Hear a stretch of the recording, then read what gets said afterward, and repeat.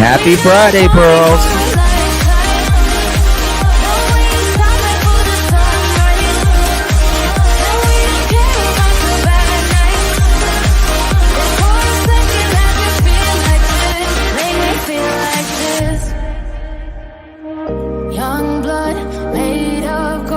Rosa, welcome.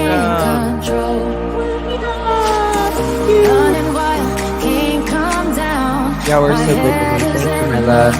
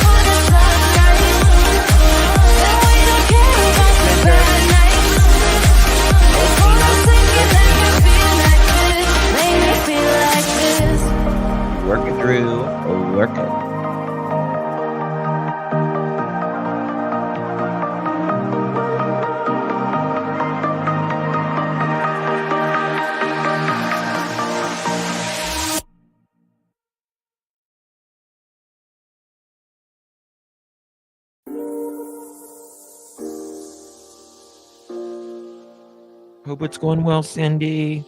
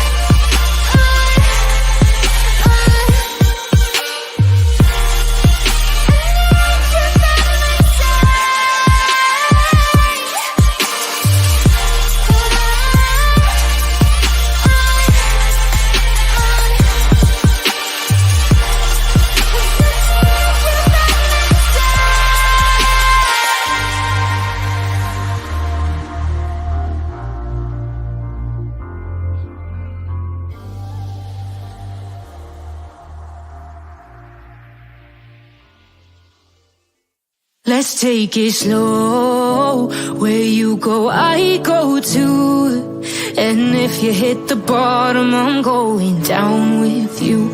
Let's take it slow. Who cares where we gotta be?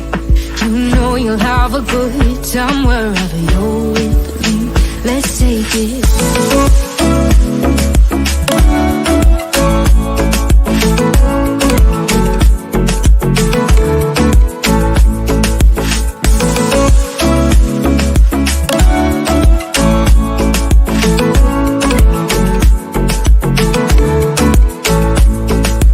Ask me how we got here, 'cause you don't know how. You say we're taking on water, yeah, we're sinking now. You're looking all concerned, like we're gonna drown. But we both know how to swim, no worries as we'll fall now. Let's take it slow. Where you go, I go too. And if you hit the bottom, I'm going down with you. Let's take it slow. Who cares where we gotta be? You know you'll have a good time wherever you're with me. Let's take it slow.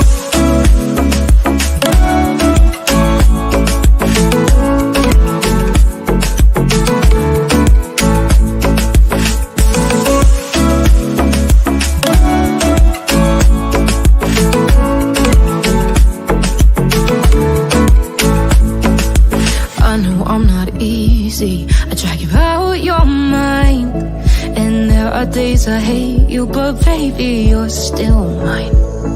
And then we have the best times, no matter what we do. And even when we don't, there's nobody I'd rather choose.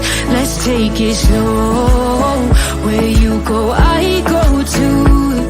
And if you hit the bottom, I'm going down with you. Let's take it slow.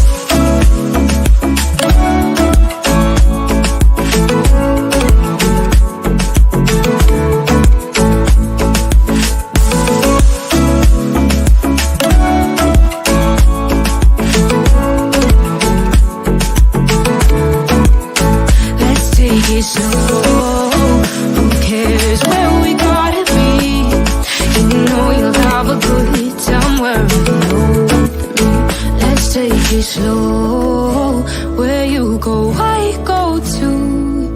And if you hit the bottom, I'm going down with you. Let's take it slow. Who cares where we gotta be? You know you'll have a good time wherever you're with me.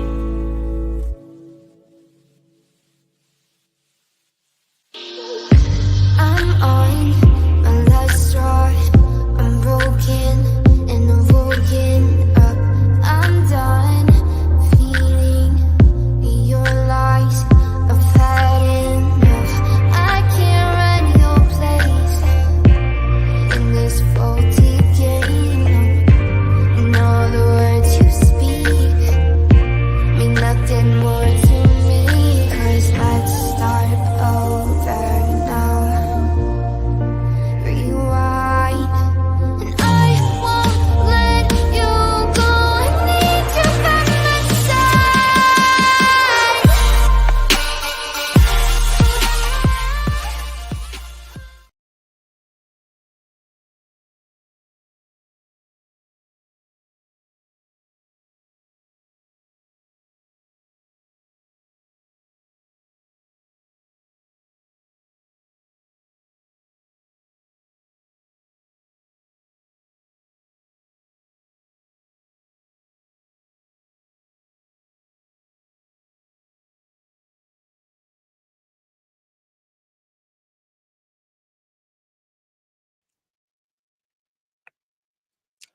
Well, hello everyone. Thank you so much for joining me. Really do appreciate your time. Hope you all are well out there on this Friday. We made it, y'all. We made it. Yes, we made it. Today is November Uno 2024. It is 10:21 p.m. on the east coast of the United States. Hello. Good to see you all. Thank you all so much for joining me. Thank you, Too Many Shoes. Thank you, Sky Maiden. Good to see you all. Really. So, I was live. We survived Halloween. Barely, but we survived. Um, good evening, Joanne. Good evening. Bonjour. Bonjour. We are talking about the Micah Miller case and the John Paul Miller case. I was live today on my other channel, Hey Sweetie, and we were going over some things, and I have been I learned so much today. So much in this case. And the more I dig, the more I'm like, ooh, ooh, ooh, ooh. Honey. I need to thank some of y'all. I just started because we have beautiful Rosa here who just became a pearl. Thank you, Rosa.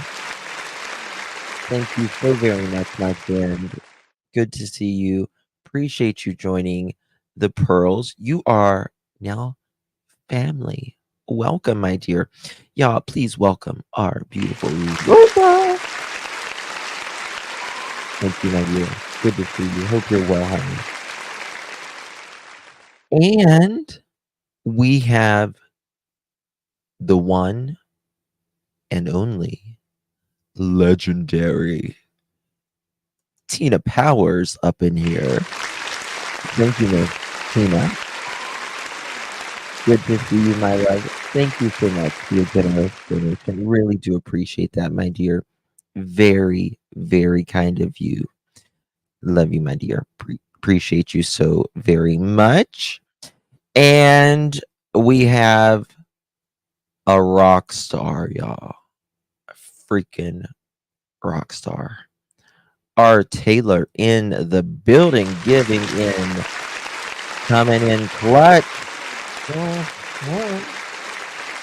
Given 5 pearl necklaces? What? Thank you so much, my dear. That is so kind of you. You ready to beep beep? Where are we going? South Kakalaka, maybe? This is a Brooklyn-bound 2 express train. The next stop is Fulton Street. Stand clear of the closing doors, please.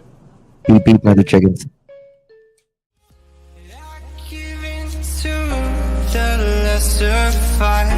My body aches to be satisfied. My weakness comes and goes.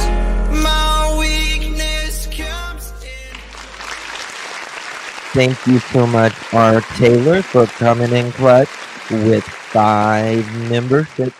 You received one of those memberships. Make sure you give our girl, R. Taylor, a big thank you. Thank you so much, my dear. Really do appreciate that. Guidance rolling in. Member for 7 months. Love you, my sister. Baby Pearl needs more outfits on the wish list and maybe some hair barrettes. Hair beret. How do you pronounce it? Is it barrettes? Berets? Barrettes? Brays? Nana, thank you so much, my dear. Good to see you 3 months. Justin, you're a true fighter for the mission. I admire you for that message. Thank you, Nana. Thank you so much for your support. Really do appreciate you, my dear. Very, very kind of you. Always good to see you, my friend. And Joanne, there she is. There she's rolling in. Thank you for gifting a pearl necklace.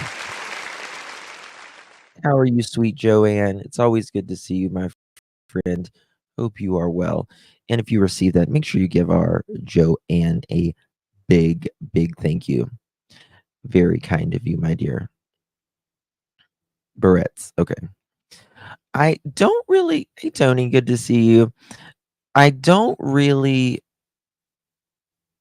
Maybe I should put newborns on there. Because I feel like if I put, I mean, she's only like literally this tall right now, and her tail's probably this long. So she's really tiny. She's really, really, really tiny. So we'll see. We'll see. Art Taylor, thank you again, honey. You're very kind to me. Thank you so much. I really do appreciate you. Truly. Hit the like button, support Justin in finding the missing in true crime and support other cases. Thank you so much, my dear. Very kind of you. Very, very sweet of you. So, yes, the newborn ones. Yeah. Gotcha. I'll do that. I'll do that. I need to get her measurements so I can get her, we can have that little waist showing, that little monkey waist, a little cute monkey waist. I can't wait. Yeah, it's definitely preemie diapers. Definitely preemie diapers. I've already talked to her about that. Yeah, I do need preemie, but I don't know how, if you've ever had kids, they don't stay in newborn stuff very long. They don't stay in preemie stuff. But I don't know how. I mean, monkeys grow fast, but I don't know how fast. I mean, they're pretty much grown in a year. I would say about a year, like as big as they're maybe 2. They live 40 years, so anyway. Joanne, thank you again, honey. It's sweet of you. Thank you so much. Really do appreciate you, my dear. Thank you so much for gifting that. If you received that, make sure you give our girl Joanne a big, big thank you. Very, very sweet of you, my dear. Thank you so much. So what we are talking about is John Paul Miller, his house, and his holy temple. I use that word very loosely, in my opinion, was raided today by 3 alphabets: FBI. Your Brussels. Oh no, I was like, your Brussels is 3 today. Happy birthday, Brussels.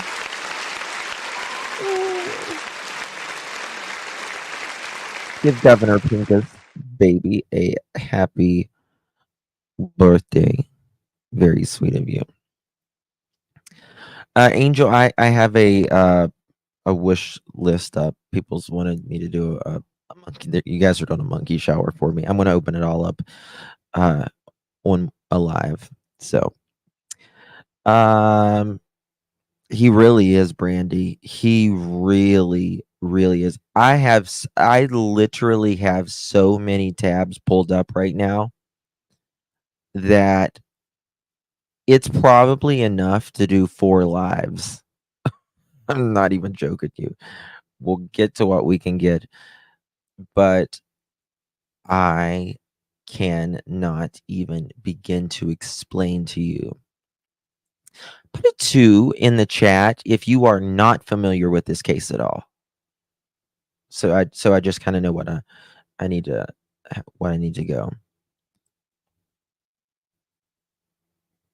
Oh, that's fine, Carmelita. Thank you so much for watching, and I understand. We all have our off days. Every one of us. None of us are 100% every day. We're just not. We're human, and we all have our off days. That's okay. Right? Okay. So there's some of you that really don't really know what some of this cases. So we'll do a summary of how this is. I am afraid this is turning into, or could be potentially, another Lori Vallow, Chad Daybell kind of case, without the kids, but with the spouses and with the church. Right? So there's that. Oh, thank you again, Art Taylor.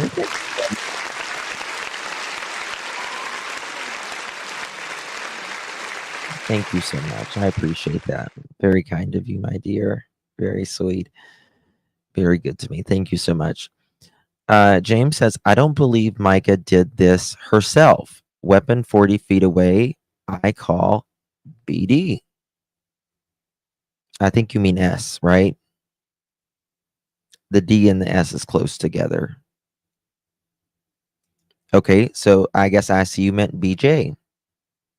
Okay, whatever, I see you. Leave that up to you. That's all I'm saying. I wish I had crickets. I wish I had crickets. Do I have crickets?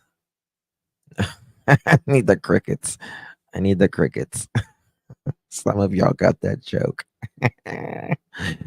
Some of you got it. Shells and location are distant too, Justin.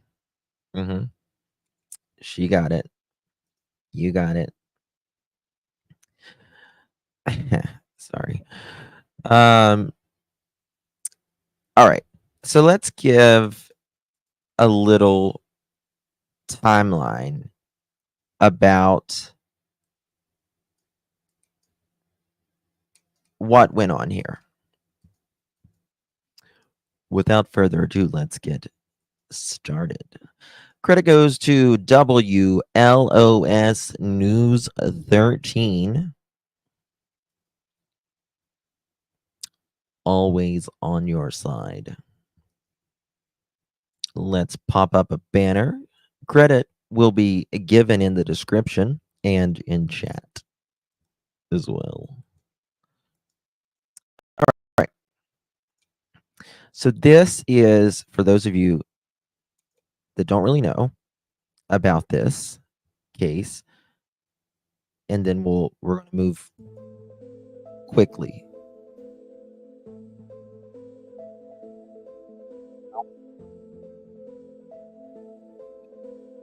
Sensitive material.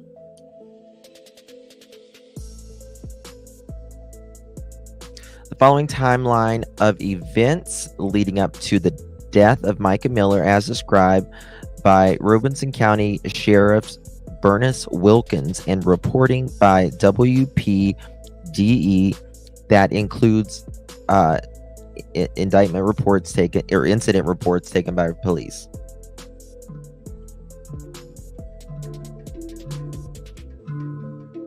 Sunday, October 8, 2023. Mica Miller and her husband, John Paul Miller, a pastor from Solid Rock Church, filed for divorce. They were married back in 2017.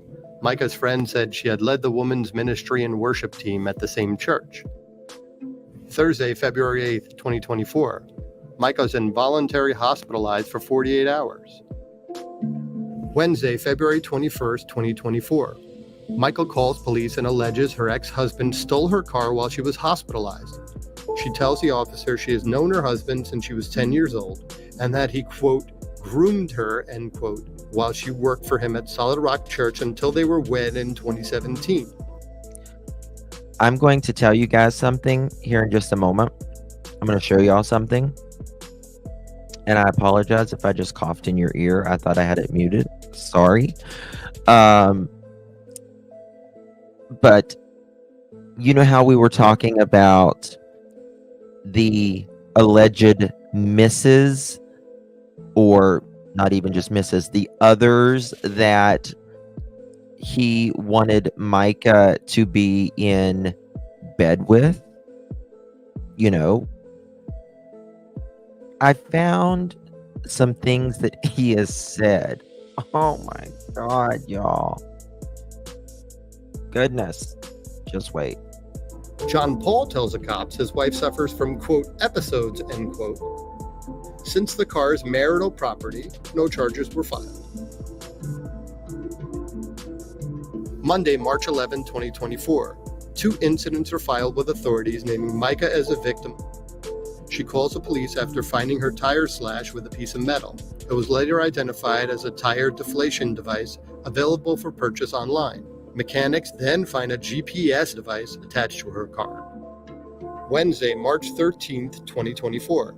Someone at Solid Rock Church files a police report alleging Mica transferred donation funds from the church's Zelle and Cash App accounts to her.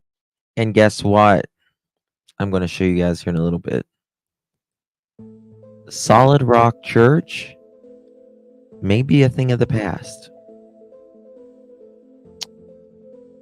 New nonprofits have been made recently. I'll tell you the name of that and all of that in just a moment. Her personal account. Mica leaves her apartment in Myrtle Beach, South Carolina, shortly after noon, Yes, and girl. heads to a pawn shop to buy a gun. 12:34 p.m. Mica leaves the pawn shop and travels on a highway, stopping at a gas station to buy gas and a drink. She heads toward North Carolina. 2:54 p.m. You can tell she's stressed there walking. I could just tell she was stressed there walking. I don't believe she was there to unalive herself. I don't believe she went there to unalive herself. Hey, Sheila, good evening, darling. Don't believe it. I believe she was set up. Just my opinion. Something is up. And if you was in my live earlier, his trucks, you know how you can like change the trim and you can change like the bumpers and all that on your trucks and all that. That's what it appears he was doing to throw people off in case the cameras, allegedly, that is. After about an hour and a half, Mica calls 911 from a park over the state line about 33 miles away from the gas station and says she plans to end her own life. Terrible. Tell me what's happened. I'm about to kill myself, and I just want my family to know where to find me. 3:03 p.m. Deputies with the sheriff's office head to Lumber River State Park, contact the park rangers, and begin a search within 30 minutes. Specialized units searching for Mica from the air are deployed. 3:50 p.m. Detectives are approached by someone fishing in the area who says they heard crying followed by a gunshot. They also found a bag a few feet from the water's edge with Mica's ID inside of it. 4:23 p.m. A kayaker in the area calls 911 to report a body in the water. A perimeter is created to secure the area for an investigation. Within the hour, the chief of detectives arrives and the medical examiner is called. 5:54 p.m. Crime scene investigation technician begins. I think it was, in my opinion, deliberately done in a different state. Just my opinion. Taking photos of the area, and they found Mica's car. Inside the car, investigators found a gun case in the passenger seat and ammunition in the center console. The receipt for the weapon and her gas station stop are found. Crazy. 7:11 p.m. A gun is discovered in the water at the park. Its serial number matches the case found in Mica's car. Tuesday, May 2nd, 2024. John Paul Miller sits down with WPDE for an interview. She just filed for divorce less than 48 hours. That was the biggest thing for Mica to do. That had always been the biggest thing for Mica to do, is just file for divorce. And she finally got it done. And now, 48 hours later, she's dead? No. In my opinion. No bueno. You just wait. All the things I've found. Y'all are gonna... During the interview, he mentioned some of the struggles he thought Mica had with mental health. So over the years since we've been married, some people struggle with high blood pressure, some struggle with diabetes, or struggle with mental health. And whenever she stayed on her lithium, things were amazing. She'd come off sometimes and things would get a little unusual. Per her doctors, they told her even just recently they had written that she was homicidal, suicidal, and she had struggled with suicide. In my opinion, he just wants to paint this right here with, oh, she's been suffering, she's not been taking her medicine, she's been manic depressive for years and years and years, and it's just been terrible from the get-go. The raid of the house, and there was a lot of evidence coming out. Oh yeah, we're gonna talk about that. Oh yes, Michelle, we're gonna talk about that. Kind of leads up to the truck thing. Side before, and each time helped her through it, took her to her doctor, and we got through it, and everything was fine. So this past time was still a shock, an incredible shock. Sunday, May 5th, 2024. Friends and family rally outside Solid Rock Church. Some in Mica's family dispute the manner of death described by her estranged husband. This has to be at least looked into deeply. There's got to be some accountability here. Because it's a tragic life was lost, and it's not just as simple as somebody had some open shoes. A memorial service honoring her life followed the rally. Monday, May 6, 2024. The medical examiner releases Mica's cause of death. They conclude that she died of a self-inflicted gunshot wound. This woman, and someone just said it, she loved Africa. She was sending stuff over so she could go to Africa.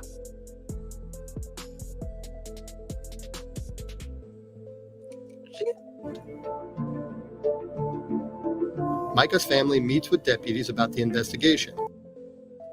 John Paul asked the sheriff's office to meet with him in South Carolina. The investigation team said they did not plan to cross the state lines. Wednesday, May 8th, 2024. Public records requested by WPDE are released, detailing the events leading up to Mica's suicide.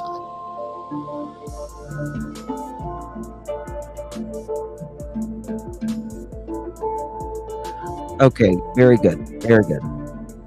So that kind of gives you a little synopsis on what was the gist of it, but there is so much more. Justin, it wasn't. Yeah, CJ was there today. He sure was. Yep. He sure was. Okay, now let's look at some of the definitions, if you will. Warning signs of a cult. The leader is always right. Criticism of the leader or questioning the leader is considered persecution.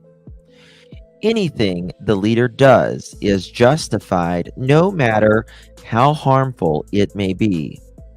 The leader is the only source of truth. Everyone else is lying. Followers must be blindly devoted to the leader and never question him. The members won't recognize they belong to cults. Some anonymous person wrote, "Wake up, Solid Rock." And I gotta say, they're kind of right. Check, check, check, check. Check, check, check, check. Right? Check them all. Check them all. So I want to show you a little thing here. Some of y'all seen this earlier, but I want to go through it because I didn't go through this little bit here. So in the last offering, Harvey said he... Oh, sorry. Let me find this right here.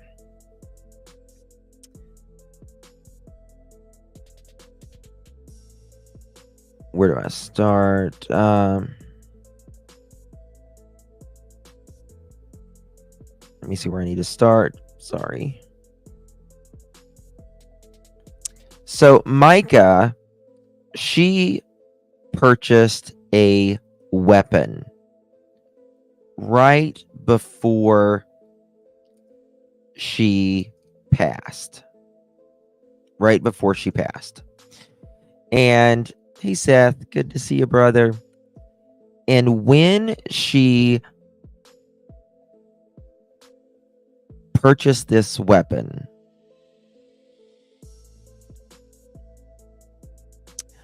she shortly, about 20 minutes later,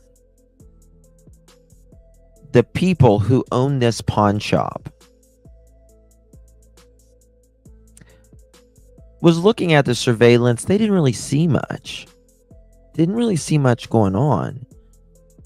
But then they noticed. If you look right here, when this video starts, you're going to see a black truck. It's coming from this direction. And it pulls right in here. And then it backs right out. And then it goes straight down here. Now that's very interesting. Very interesting, because guess who has a truck very similar to that? Nice clear camera, he sure is. John Paul Miller, the pastor, also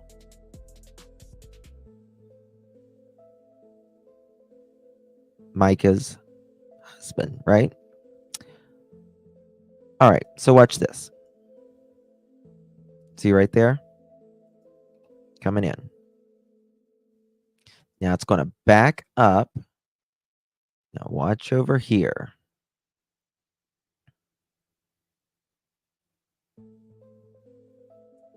Oh, look at there. Look at that truck. Look at that truck. Is that a coincidence? It is. I'm going to be very fair here. It's the #1 selling truck in America. So there's that. However,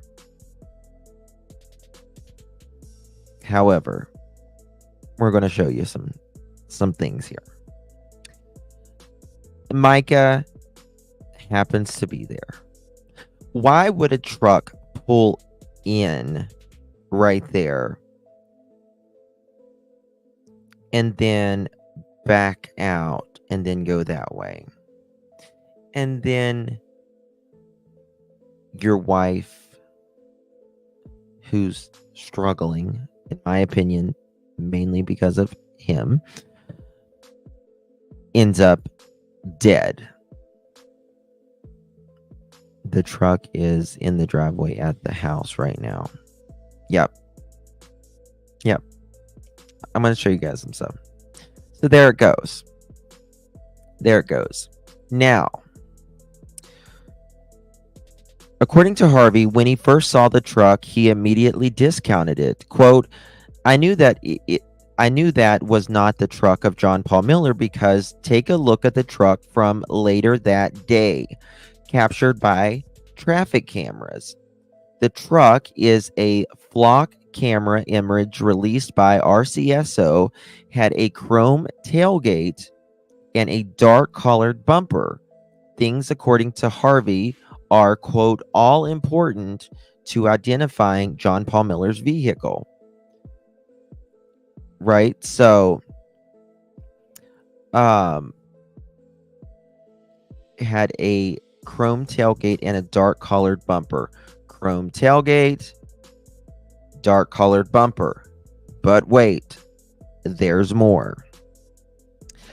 In months following Mica's death, Harvey has been provided with numerous images, videos, and other materials from people close to the case seeking answers.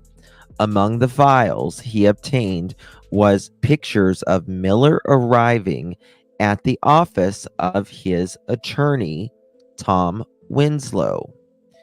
This time, however, his truck didn't have the dark rear bumper cover he'd grown accustomed to seeing, but a chrome bumper to the one on the truck seen at the pawn shop surveillance clip. If you see here, I'm going to make it bigger for you. Now, look at this, y'all. Oh, hell no. Look at this. Chrome bumper. Chrome bumper. Right? He can mix and match these all day long. And look at these wheels right here. Look at those wheels. What color are they? Just take a note of what color those wheels are, Mr. Sisters.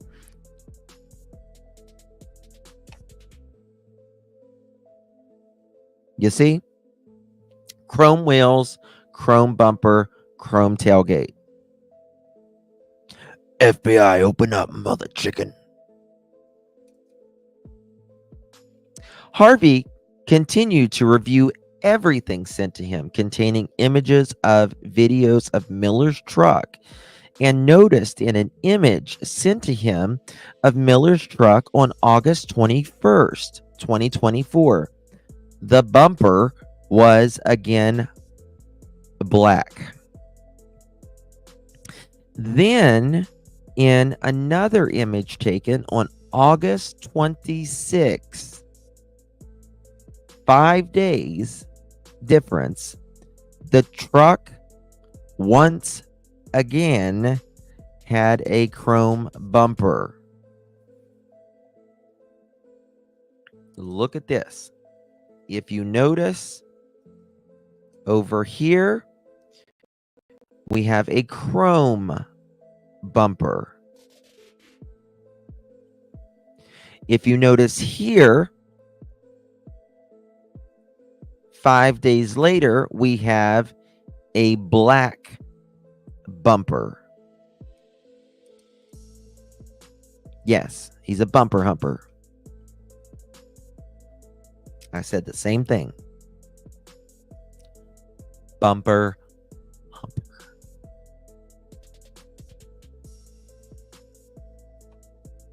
Okay.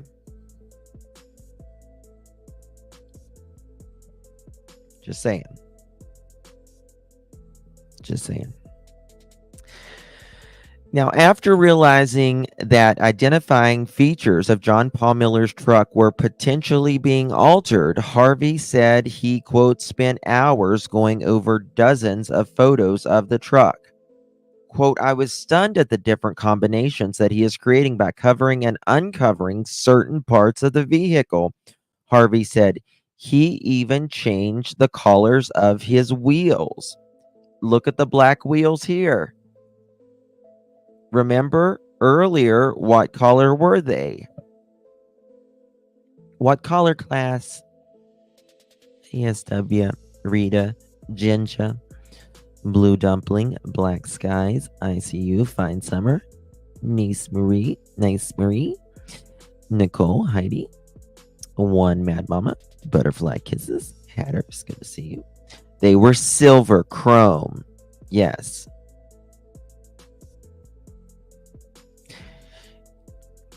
Make new friends, but keep the old. One is chrome and the other one is gold. Not silver, chrome. chromed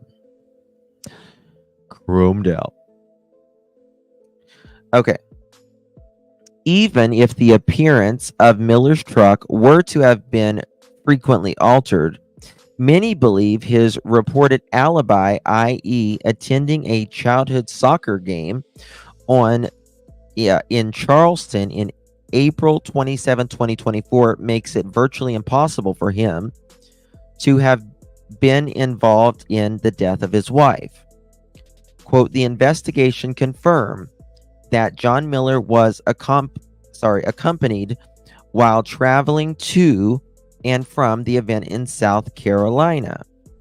Charleston, South Carolina. According to Harvey, however, John Paul Miller's alibi isn't nearly as rock solid as we believe it to be, because the neighbor of John Paul Miller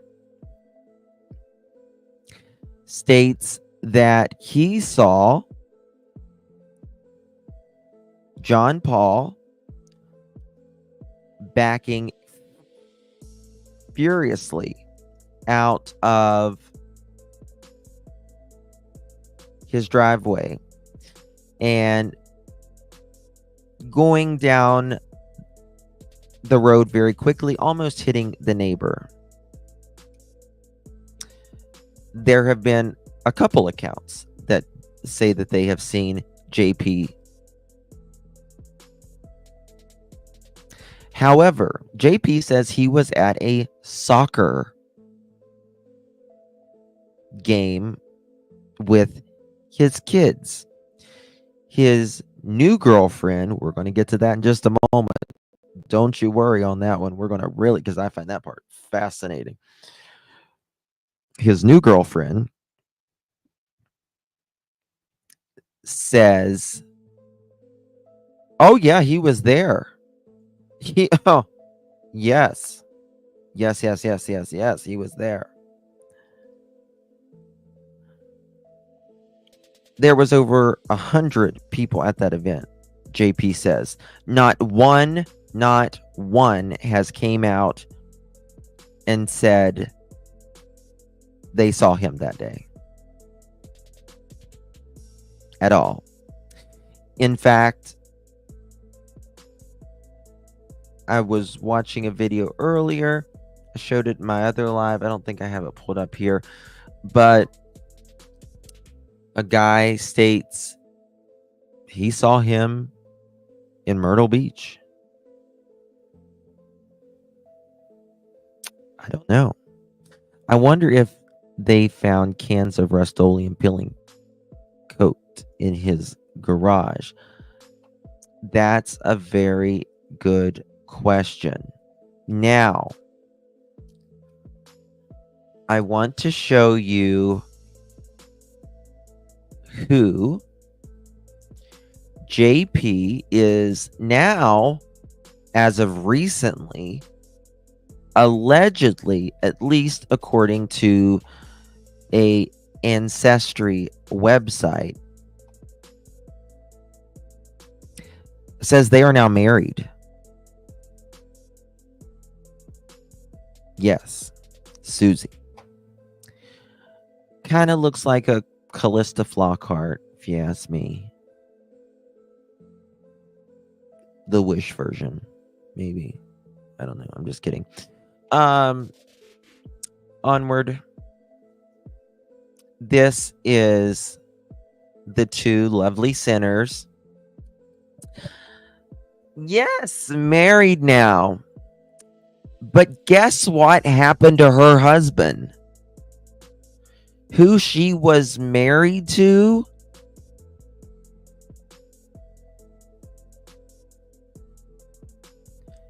Yep. Guess who? Guess what happened? He died.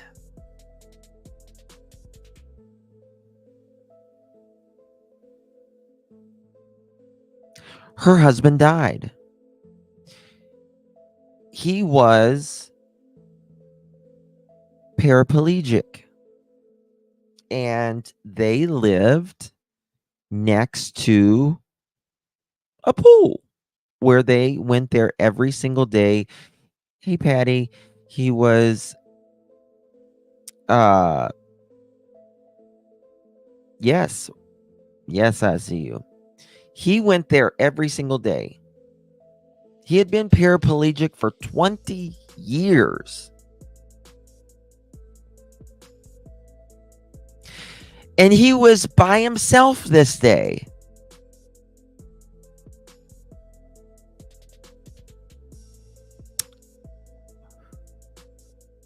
And they found him and his wheelchair at the bottom of the pool.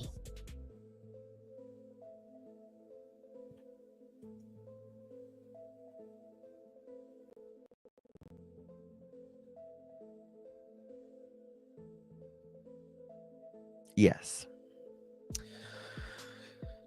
And guess what? It is alleged that these two had been brown chicken, brown cow-ing for quite the time. These two had been doing the horizontal polka for a while.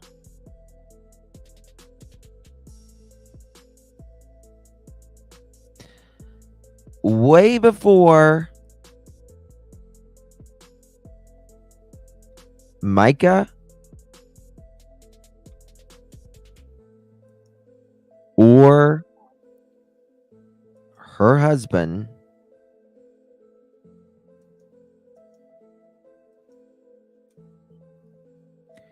passed away. Now, his name is Chris Skinner.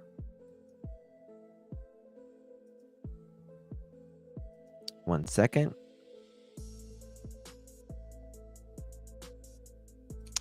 Let me show you who Chris Skinner is. Both were shagging on the boulevard, yes.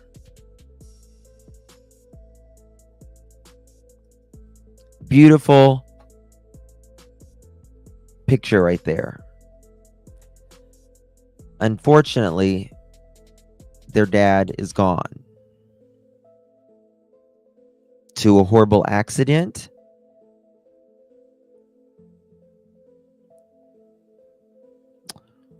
Or to something else.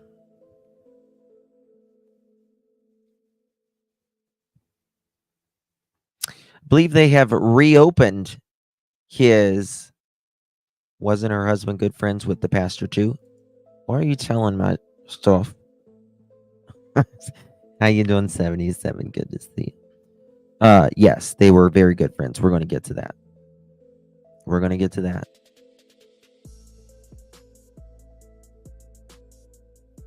That's not an actual picture of them on the bottom. You're right. Look. Beautiful, beautiful family. Now, he's paraplegic. He's not quadriplegic. I don't think, in my opinion, respectfully, I don't think he would have drowned. I just don't see it. Not in a pool.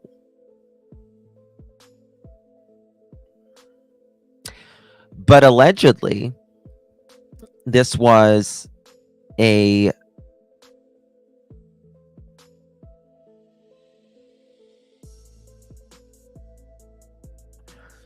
wheelchair that was, he had been in 20 years. And it was electronic. He or she could actually use the wheelchair remote control.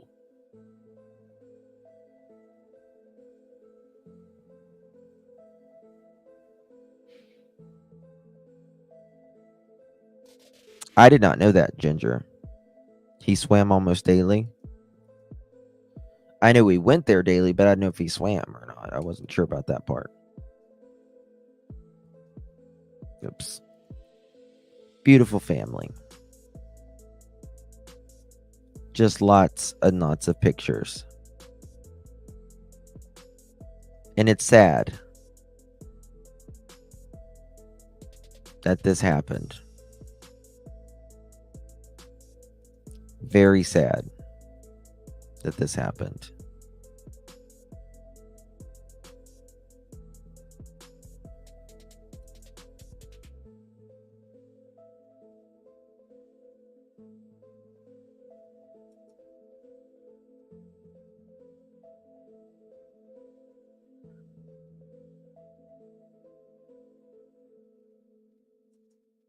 I don't see it happening. I just don't. I don't see it happening. Where was his wife? That's a good question.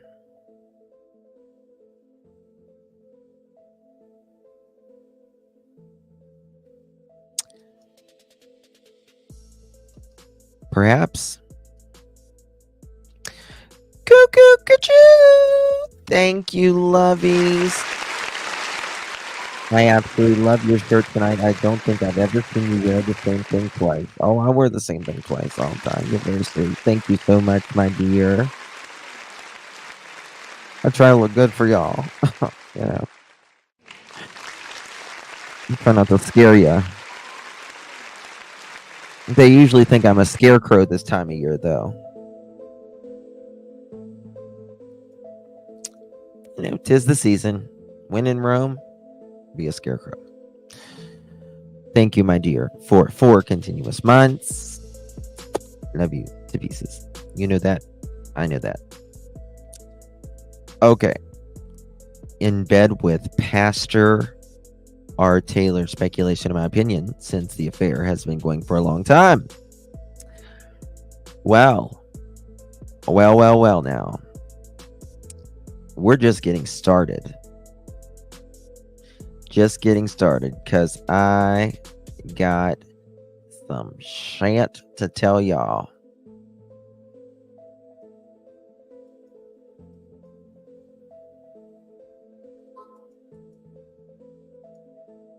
Credit goes to Babart.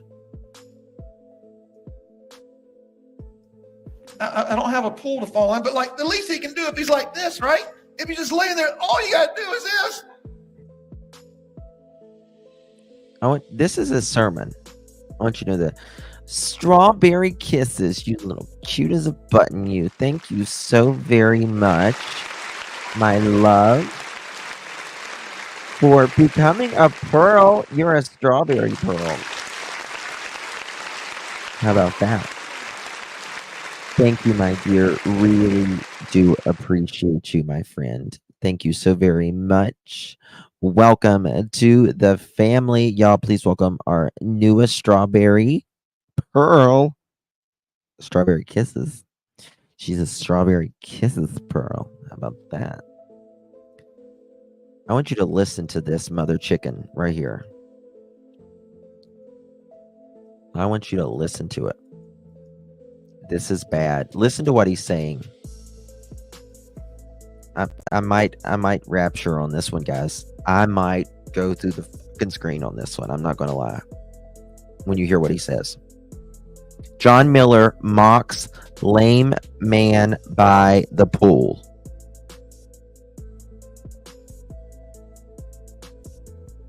Do I look okay on TV? Is it too much? Am I scaring you?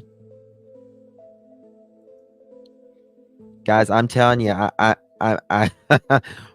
woo! I'm gonna get to shouting. John Paul Miller mocks lame man by the pool. Look at him, he's on the ground. I don't have a pool to fall in, but like the least he can do if he's like this, right? If he's just laying there, all you gotta do is this. That's it. And he'd be healed. And he couldn't even do that. Remind me not to do that next service. I'm getting too old. And now Just for context, this is John Paul Miller. This is earlier this year, January 2024. He is quoting some scriptures from the Bible of a lame man, a disabled man by the pool, wanting healing. He is seeming to mock, in my opinion, the situation. This is after he got caught with Susie Skinner, Chris's wife, which is a paralyzed disabled man that used to always go to the pool. This is after Chris confronted John Paul Miller to leave his wife alone so him and his wife can have their marriage.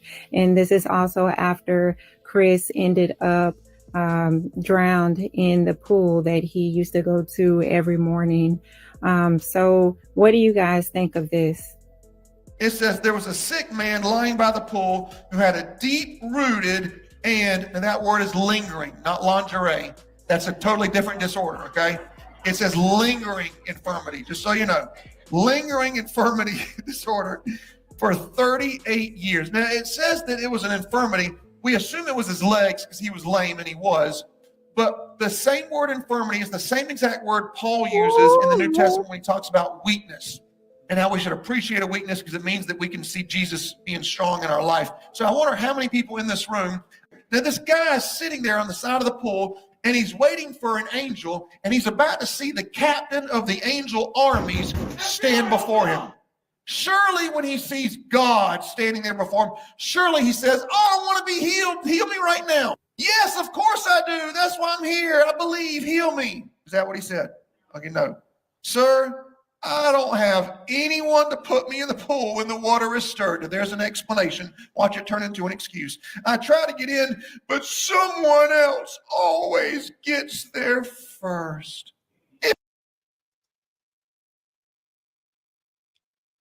It was a well, you snot rocket. It was a well, not a pool. You're saying pool. But you hear what he said? You know how serial unalivers like to relive it? Like to relive. But he said someone always gets there first.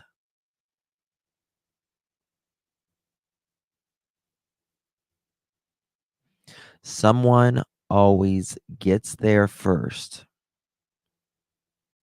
Who got there first?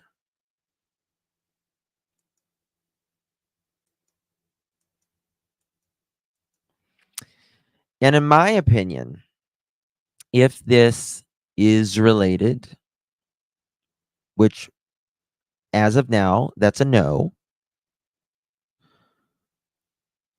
But if something does happen,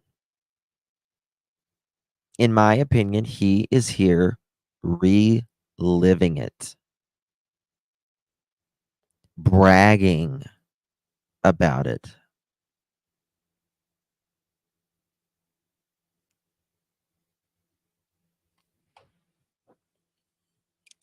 Listen to what he just said there. Okay, no. Sir, I don't have anyone to put me in the pool when the water is stirred. There's an explanation. Watch it turn into an excuse. I try to get in, but someone else always gets there first. It's not my fault. It's their fault. If they would help me, if they would be good to me, if they liked me, if they would do for me what I would have done for them, then I wouldn't be in this position. It's not my fault, Jesus. It's the government's fault. Make sure you remember it's that. It's the fault of the way I was raised. It's the fault of my past. I've done so many bad things. That's why I'm not where I'm supposed to be. Are any of those excuses good enough? I mean, I figured the guy, I don't have a pool to fall in, but like the least he can do if he's like this, right? If he's just laying there, all you got to do is this. That's it. And he'd be healed. And he couldn't even. I don't have a pool to fall in, but all he had to do was do this. We're talking about a lame man in the Bible.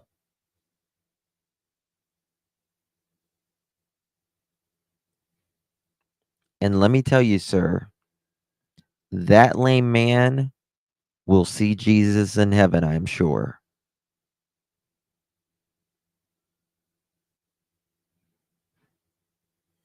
And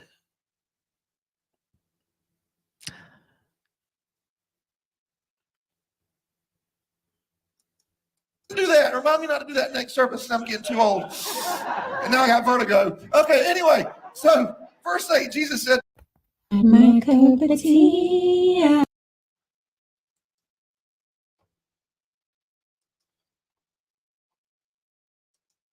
amen. Just like he told the church she was not right mental in front of the church. Yeah. Oh, yeah. Yeah. This is Bag of Richards. Yes. Mm-hmm. I about shat myself. I honestly about shat myself when I heard that. I was just about to have a cow.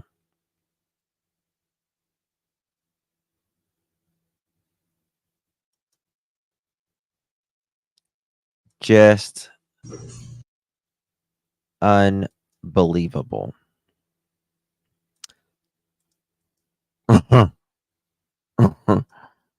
I've never seen. For everyone asking, this is JP's girlfriend, now allegedly wife. Susie's husband was Chris Skinner, and he was wheelchair bound and either had an accident or committed self-inflicted unaliving by drowning in a pool. Yeah, okay. And now all of a sudden, Mica committed self-inflicted harm. What a coincidence. So now these two are awfully chummy and smiley and happy together. Nothing suspicious there. 100% sarcasm. Both of these humans are trash. And may they both rot in Hades. She's just as guilty as him. This was May 4th. And these snot rockets have allegedly been together long before this.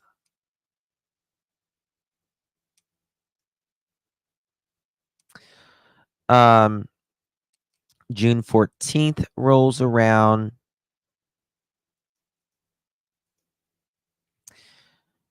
In the alleged relationship between John Paul Miller and Susie Skinner still going? Question mark. Today, Susie was meeting up with John Paul before they both drove away together. Remember, according to sources, John Paul Miller and Susie have been in an alleged relationship since 2021. 2021. According to the family court documents filed by JP's ex-wife, John Paul was approached by Susie's husband in 2021 and allegedly told JP to, quote, stay away from my wife and kids, end quote. 2 weeks later, 2 weeks, 14 days, Chris Skinner died in a drowning accident.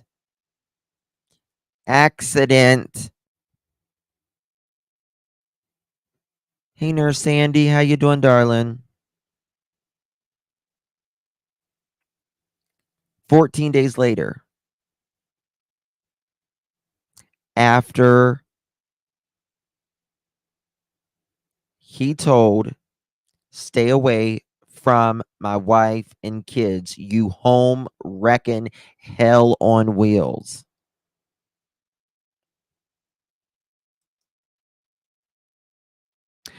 Also, according to sources, Mica brought up Susie to several friends and discussed the alleged affair. In a story posted by the Daily Mail weeks ago, Susie denied any relationship with John Paul. According to a ancestry, they are now husbando and wifeo, a match made in Hades. Yep.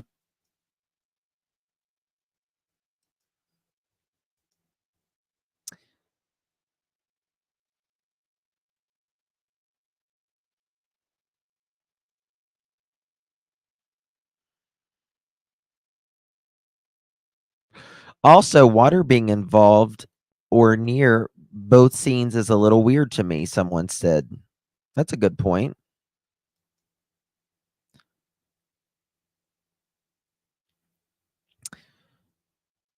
Someone said, excellent point. I know his ex was in water too, but I didn't think they put the two together. Hold on. Wait a second. Did JP have another? Just wait a second. Pump the brakes. Did JP have an ex that died previous?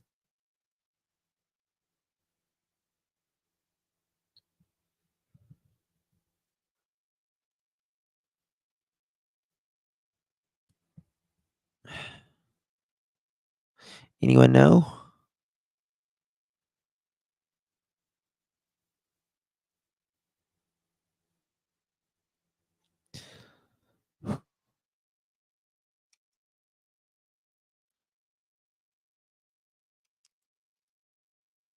That's weird. Hold on. Let me look at this.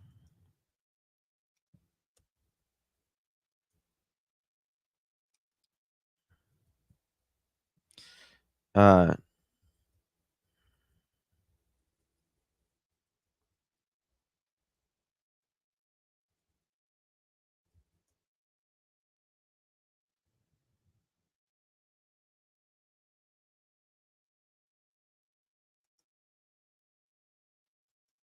He did? And you do comedy. Someone saying no, I don't know. Someone saying yes, yes. Maybe his dad had a wife that died. I don't know. Yeah, Mike was found in the water too, but the way this person wrote, excellent point. I know his ex was in water too, but I didn't think they put the two together. The fact that they raised another red flag.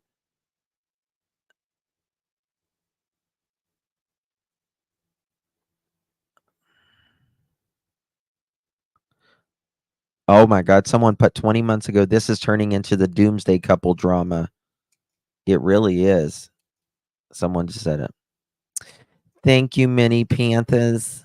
Good to see you, darling. Wasn't Mica parked by a river?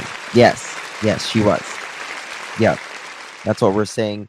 They were both water and they both unalived themselves. Now, I want to tell you guys, guess what? Today, I don't know if you know this, ICU, but today on the church's property that the church owns, they found a woman dead in a trunk of a car on the church's property. And they said at this point it is unrelated. I remember now that you say that, Jesse. His first wife looks a lot like Mica. The resemblance is uncanny, in my opinion. Yes, but I don't know. Did she die?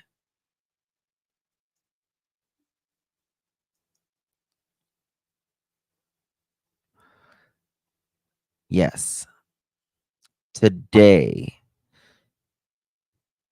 they are saying it is unrelated. Shut the front door and shut the back door also. That's funny. I haven't heard that one. You don't think the ex is deceased? His first wife is alive. Okay. She divorced him because she found out he was having an affair with Mica. That's right. That's right. You're right. Yep.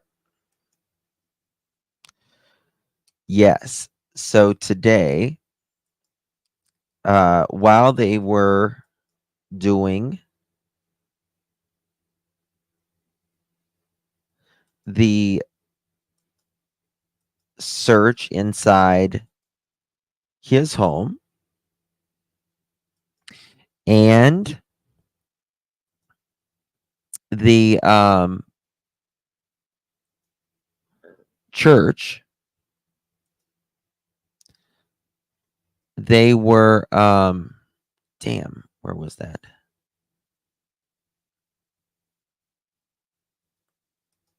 One second, my computer's acting a little wonky.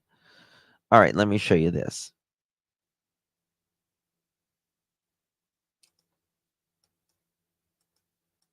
It just gets deeper and deeper and deeper.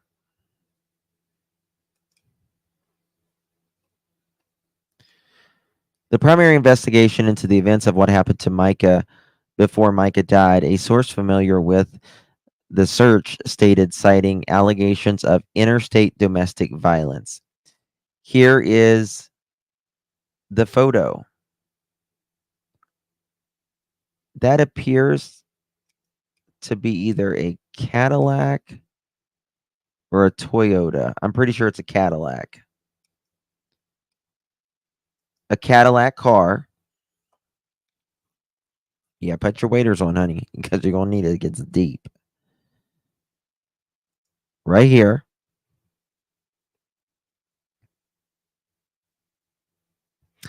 Wasn't it?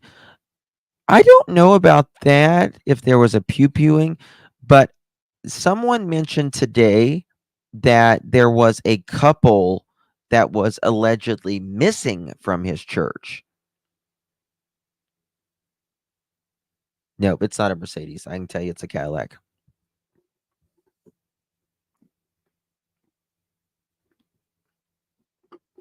Absolutely, Courtney. Yeah.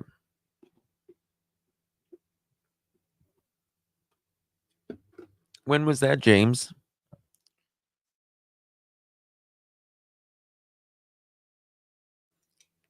I don't know when that was. When was that?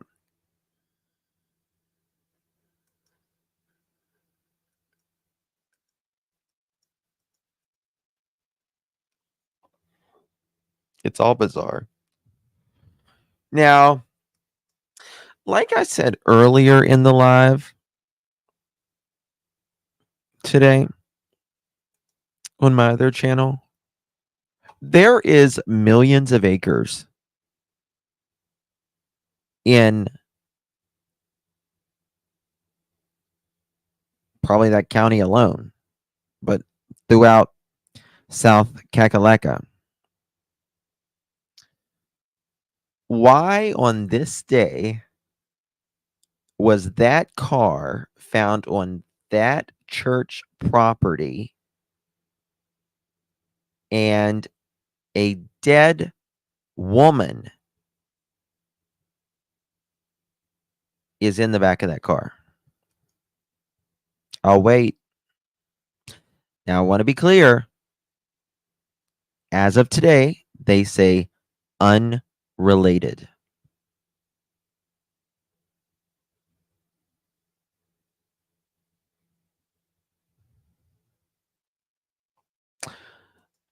I heard in the trunk. Now, I've never heard of anyone saying, hold on, let me get in the trunk real quick. I mean, I don't understand. That doesn't make any sense to me.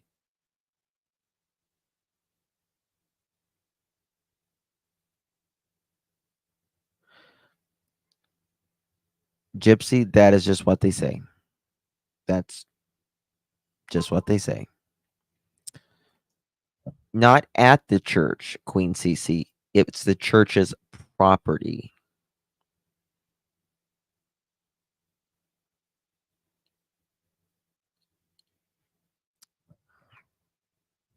Here's the photo.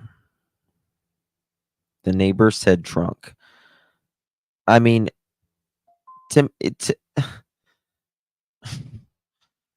I mean, right.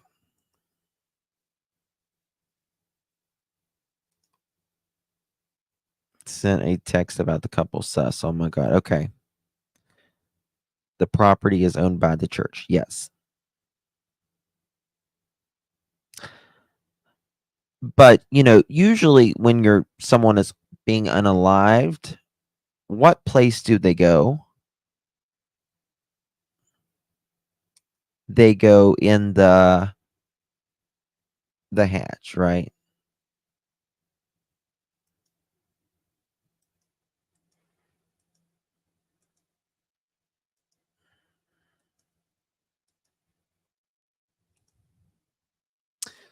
Like to show you what is happening now.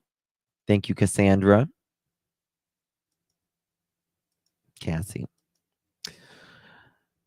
He has his little light shining. It's beaming. Was this mentioned that it was a future church site? I don't know.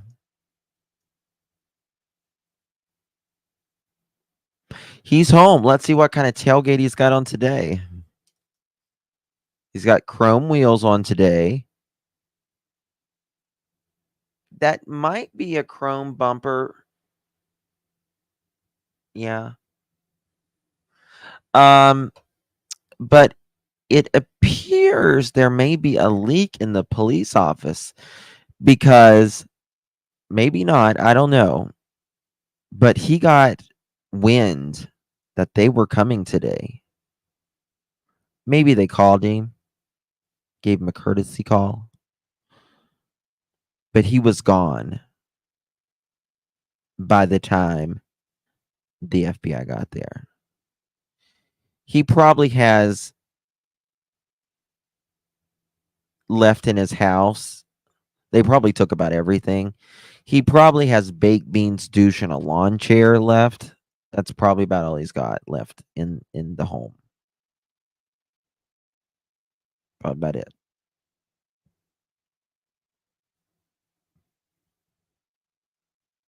Yes.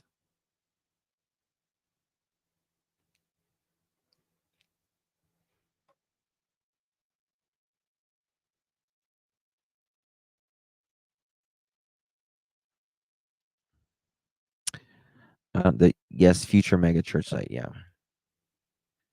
I mean, that's probably what he's got left, or it's tore all to hell. I'm shocked he went back to the house. Oh, honey, he wants to know what they took. I wonder if he took anything. I wonder if he took anything with him before. They were probably watching his ass, though.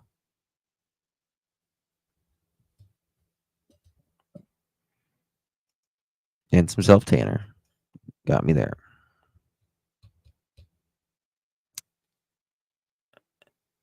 And hold on. Aerial footage starts over the land where Solid Rock plans to build a new church where a suicide victim was found today while the FBI was raiding Pastor Miller's home. Aerial footage stops at Pastor J.P. Miller's neighborhood.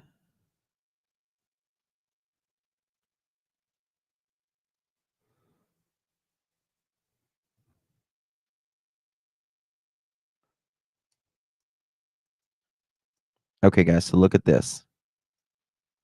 Credit goes to Nerdy Addict.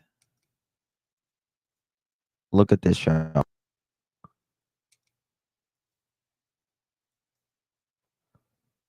Okay, so right here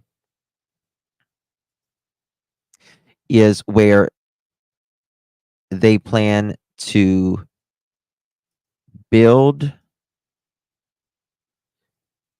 starts where the land where Solid Rock plans to build the new church and where the suicide victim was found today while the FBI was raiding.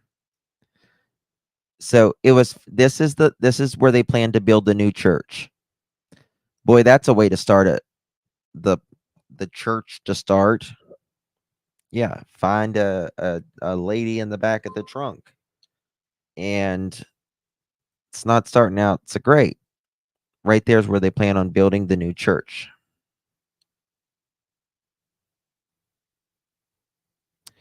Right here is where they found her. Right here. Now, if you just go right over here, right here is JP's neighborhood.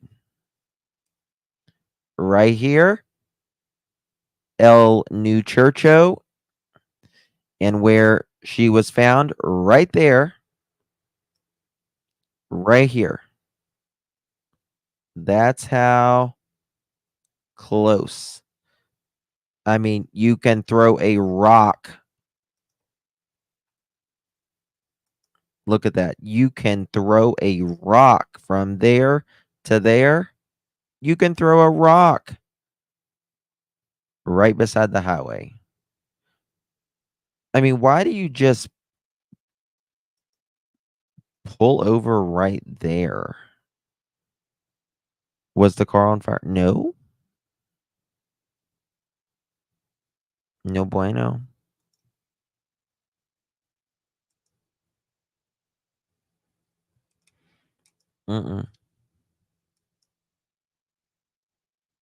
That's insanity.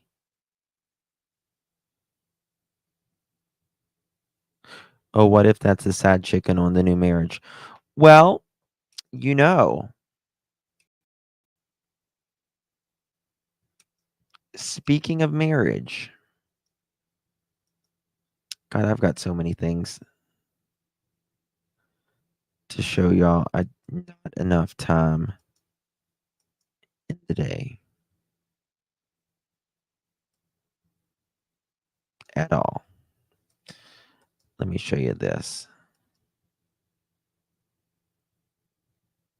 Bear with me 1 second.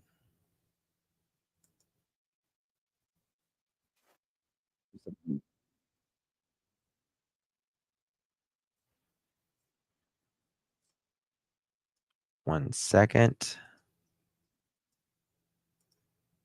There we go. There we go. There we go. I need to pull up something. I'm going to play this for 1 second here. Church official under a federal spotlight. This is WMBF News at 6. Oh, it is definitely federal. First brought you online earlier this afternoon. One we're continuing to follow for you live now with boots on the ground. It's crazy. In 2 different locations. I want to kick things off tonight with our Ali Espinosa along Coldwater Circle here in Myrtle Beach. So, Ali, tell us more about what's going on at this hour. You've been there all day. Eric, that's right. I've been here since about 1:15 in the afternoon today. But as you can see here behind me, FBI agents cleared out from John Paul Miller's house. And as we know, he's a pastor or was a pastor for Solid Rock Church down in Market Common. Now, we've spent all day asking both the Bureau and local authorities exactly why this search went down. But we're still waiting for some concrete answers as of now. I did, however, speak with some neighbors in the area, one of whom tells me one particular clue leads him to believe that Miller had not been home for the past few days. Listen to this.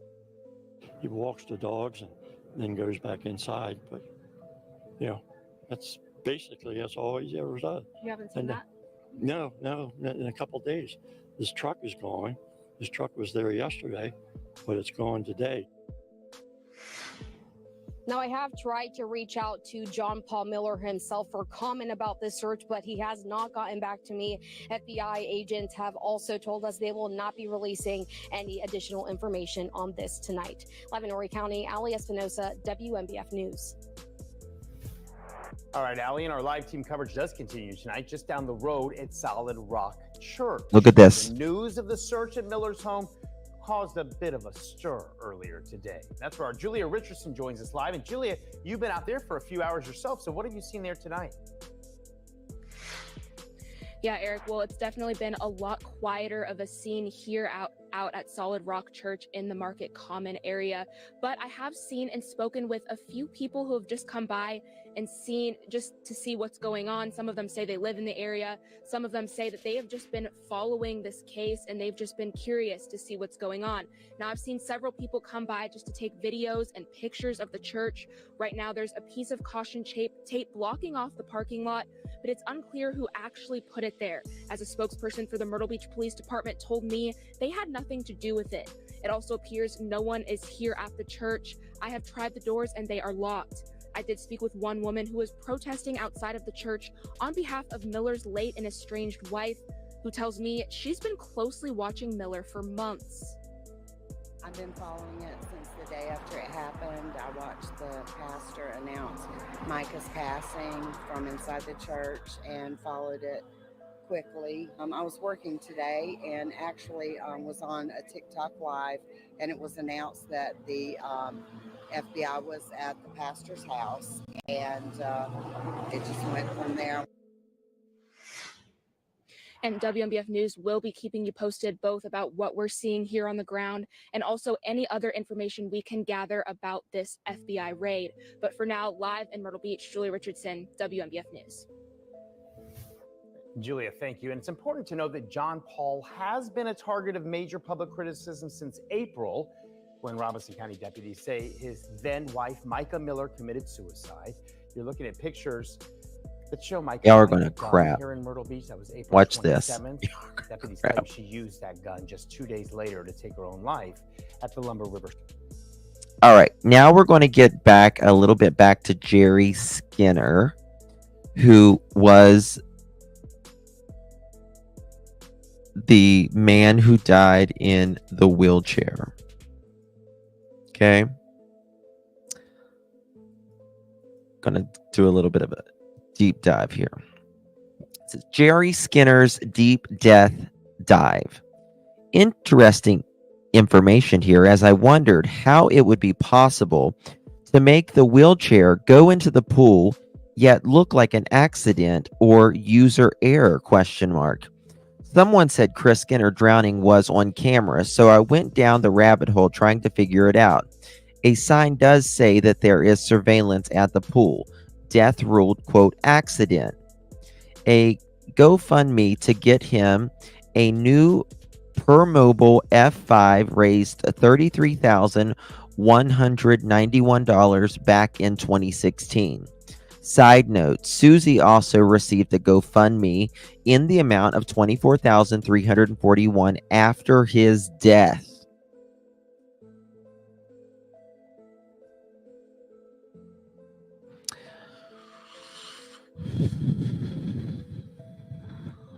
Breathe.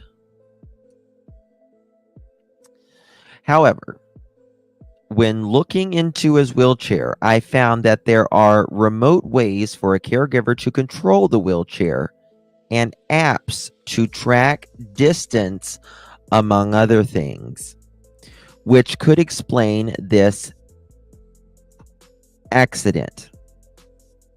Also, one article says he was found unresponsive at 8 a.m. but passed at 12:41 at the hospital. This is him in his wheelchair.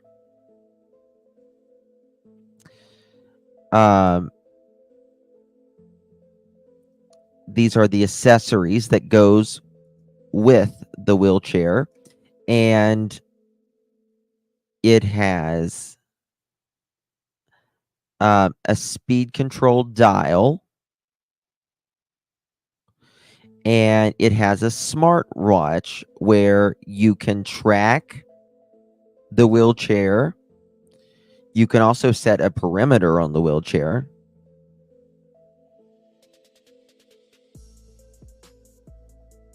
That's good, Drew. Good. So you need that sometimes, darling. And you can control it as well. The RNet attendant module can be connected to at any point in the system communication bus and then can provide control of drive, seating, and any other function that is present, transfer to control between user and attendant is via a simple push of a button with additional keys for setting attendant's drive speed and accessing other system modes. Traditional attendant systems are set so that the user can never gain control from the attendant. However, the maximum flexibility of the RNet can be programmed to allow this exception to happen should it be required. Attendant control allows the caregiver or companion to control the chair while the user is seated. Attendant controls or secondary joysticks are a useful accessory when the client is unable to operate or control, or when an attendant or caretaker needs the option to control the mobility of the wheelchair, which means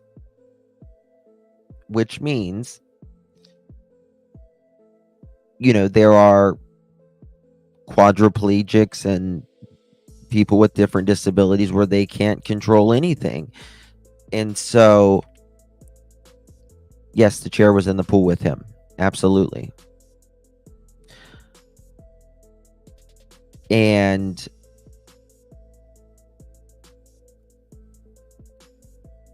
it can be controlled 100% from a watch, a smart device.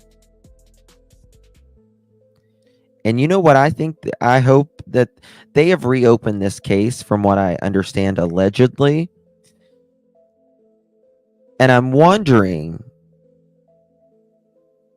if they checked the app.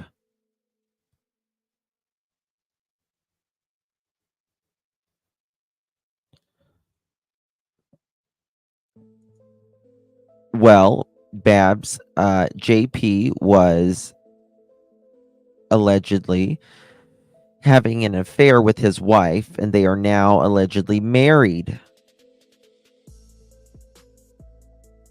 And both of their loved ones ended up passing of alleged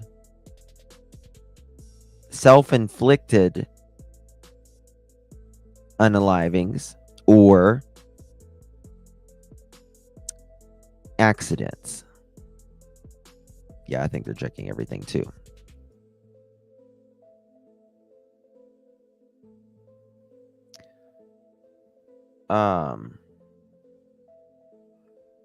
Beaumont Way. No glass in the pool, no drinking on edge of pool. It says video surveillance in use, but I don't think there was. This was the GoFundMe.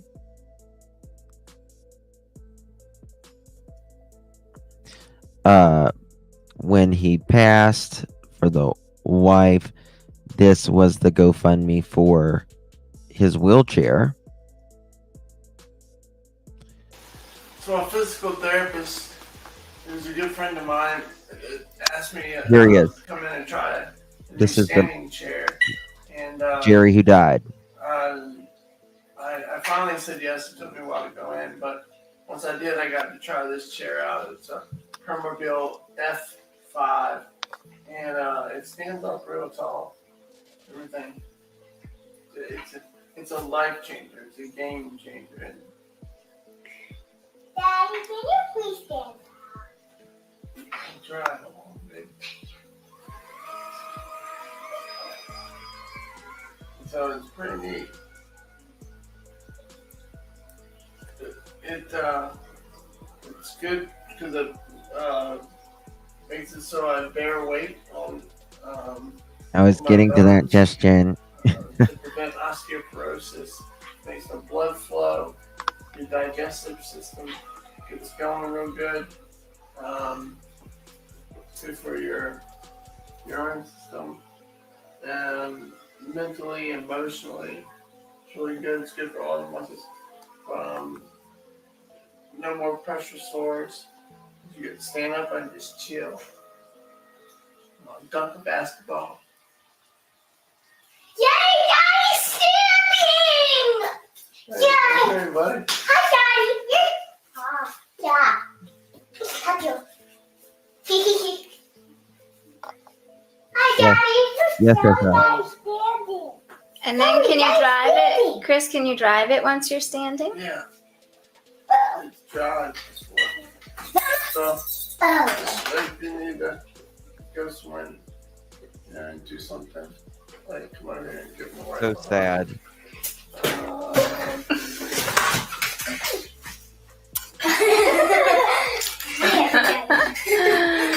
We love it.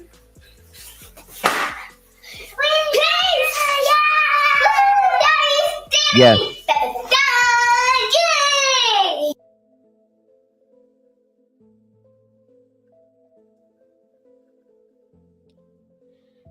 Very heartbreaking.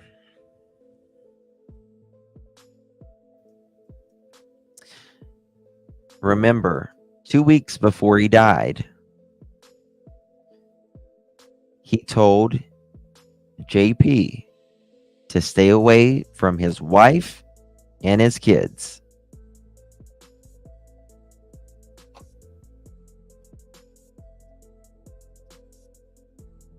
Insanity. An anonymous source, anonymous post, rather. I am posting anonymously to protect my family. Unfortunately, some people are so wrapped into these theories that they have chosen hate instead of love. So I have to protect my family first and foremost. This is a long message, but I wanted to provide some background on the Skinner, especially Chris's death and Susie. My family and I are very close to the Skinners. I've read all of the theories being put out there, and honestly, some people watch way too much crime TV. So I felt compelled to post about the Skinners. My family has known Chris and Susie for almost 20 years.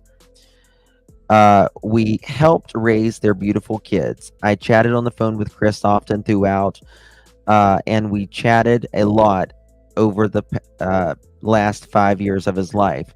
We visited them 4 or 5 times a year, and sometimes more if Chris and Susie needed help with some things around the house, and we could make the trip to MB.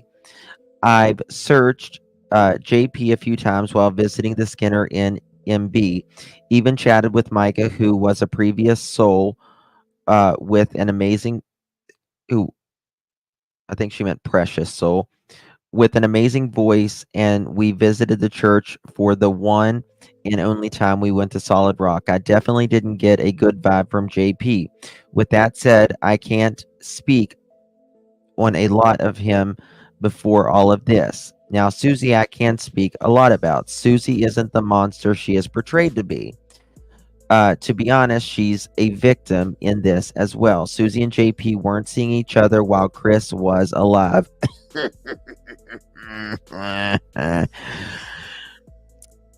She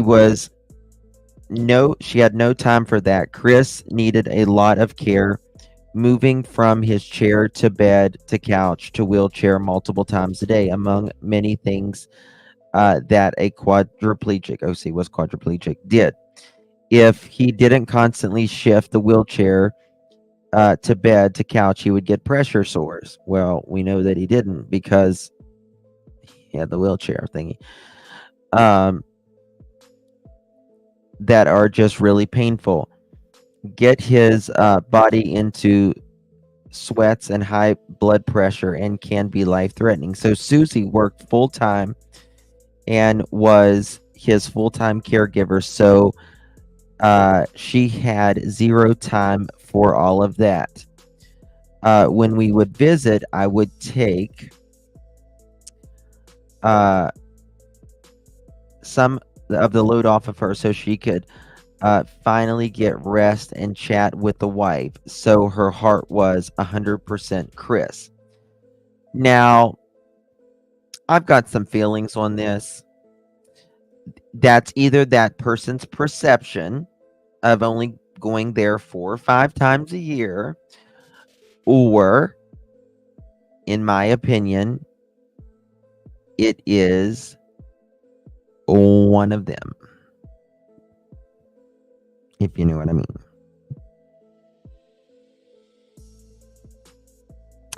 Anonymous. And maybe they don't know that her husband, Chris, that they say they know so well, told JP to allegedly stay away from her and the family.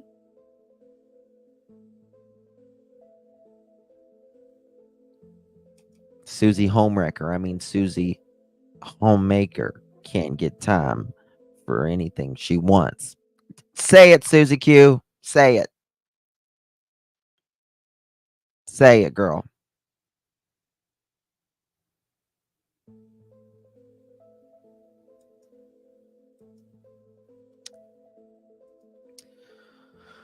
On that Labor Day, when Chris went to be with the Lord, it was awful. My family and I always made the trip for Labor Day to be.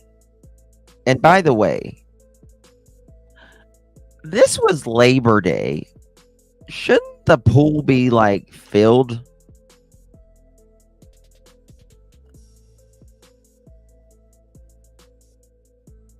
And that's exactly right, Gypsy. You can be with someone 23 hours a day, and if they are going to cheat, they will do it in that 1 hour. Damn, Skip. I've always made the trip on Labor Day to be with them ever since they moved to MB. We couldn't that year. Oh, how convenient. You couldn't that year, sir, ma'am. Ma'am, sir. Then who are you? Because my daughter's softball. Oh, just like JP's little soccer game that he was at. That's convenient. It's interesting, isn't it? My opinion, allegedly. Tournament. So it was really hard receiving the phone call from Chris's dad. Now that could have happened. Now, what could have happened that morning? I don't know, and honestly, may never know. His chair didn't have a remote control that could have controlled remotely, so that's definitely not true. We just saw the manual. Sir, ma'am. Ma'am, sir. Chris could have fell asleep and accidentally hit the joystick with his hand. He had several medical scares that year leading up to the Labor Day incident. So it could have been, well, it's probably was the final try. Allegedly, in my opinion.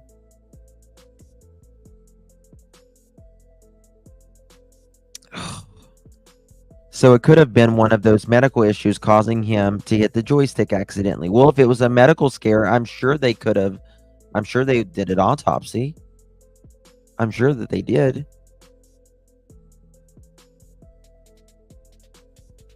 Don't know, and honestly we'll never know for sure. I do know Chris went to the pool alone all the time for some prayer time. So it wasn't unusual for that to happen.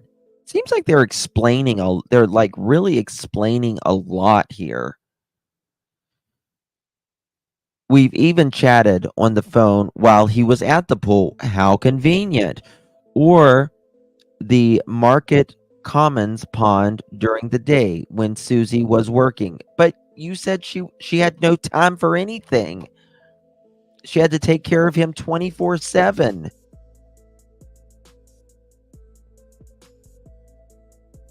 You said moving them to couch, to bed, to couch.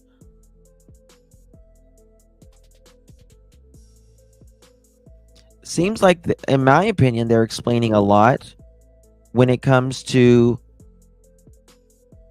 just the simple fact of, like they did Mica. Oh, she was this, she was that, she was this, she was that.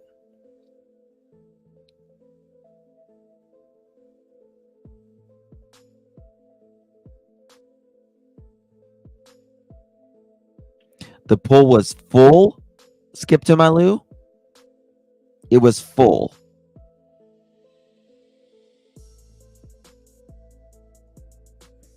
So there was all kinds of people there.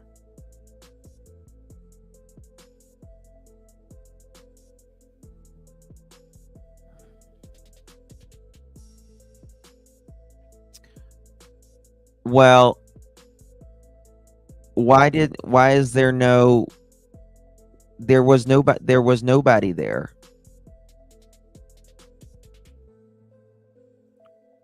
Was there? Oh, full of water. Okay. Okay. I thought you meant full as in crowded. Okay, gotcha.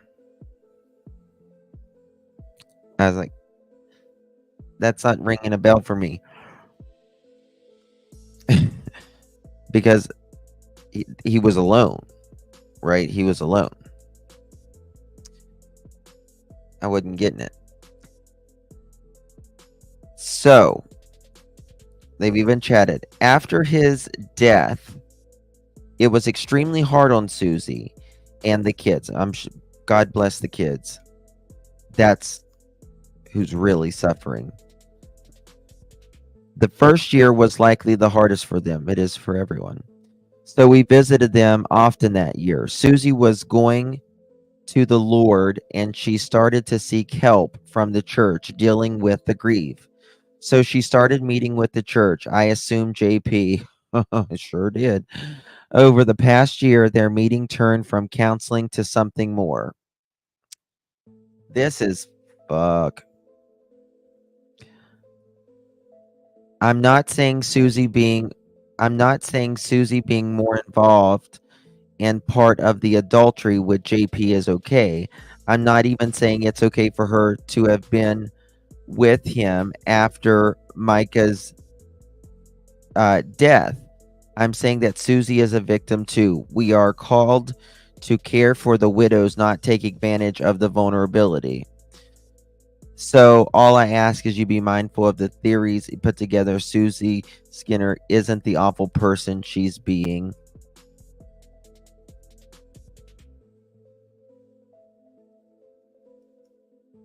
I guess accused of or something like that. I'm sorry. I think that's hogwash. I think it's hogwash.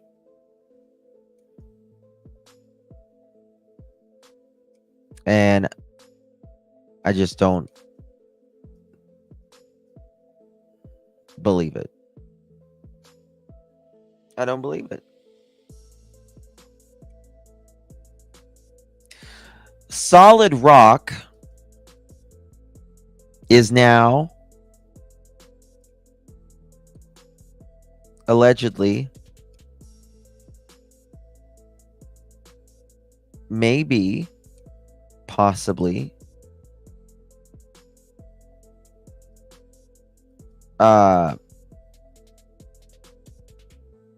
something water.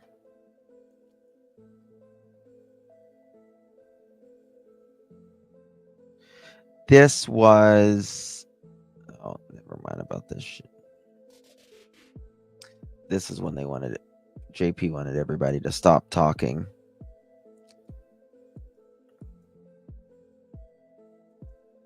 One second. Oh, this is interesting. He's so busted, someone said. It's a solid crock, right? This is October 24th, just, what, a week ago? Dive teams searching the Lumber River along Three Bridges Road in Robeson County, Officials will not release information as to which case this is related to.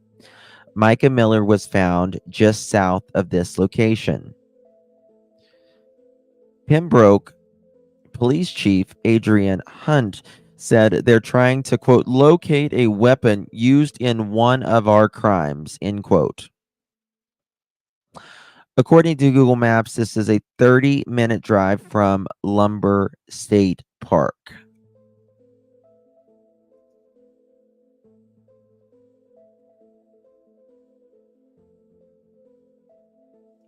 Kind of interesting if you ask me. Yeah, yep, exactly, Rosa. Nobody.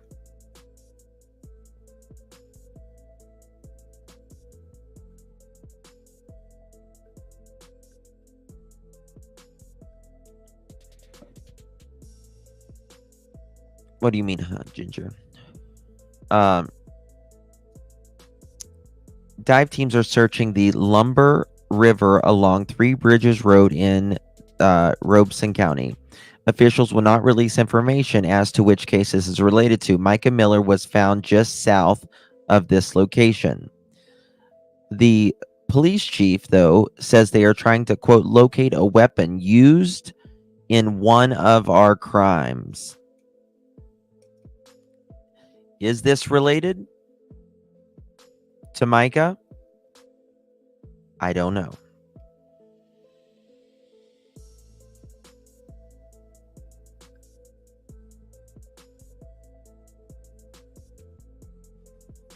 Hello, Mystic.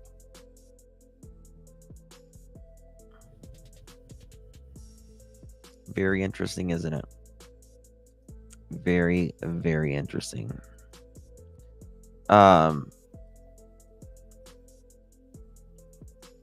Let me pull this up.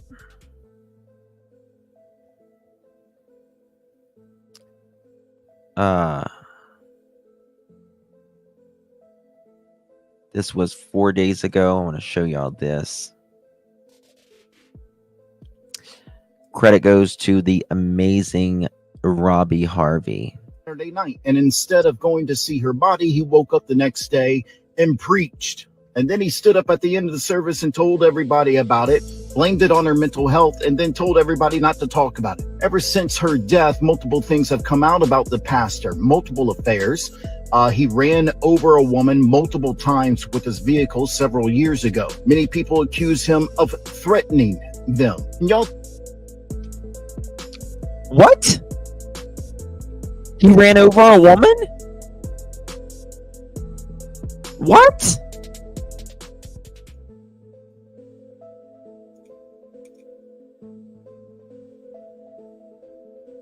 He ran over a woman?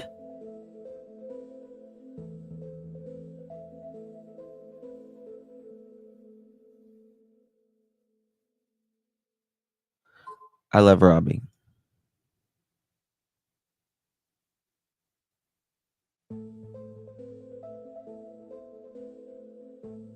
What?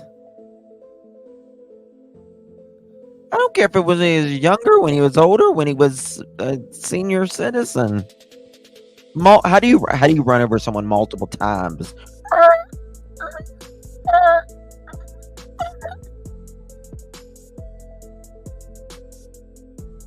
Yeah, we're gonna replay that.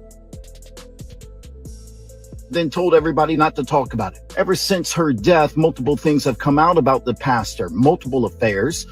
He ran over a woman multiple times with his vehicle several years ago. Yep, we heard that right.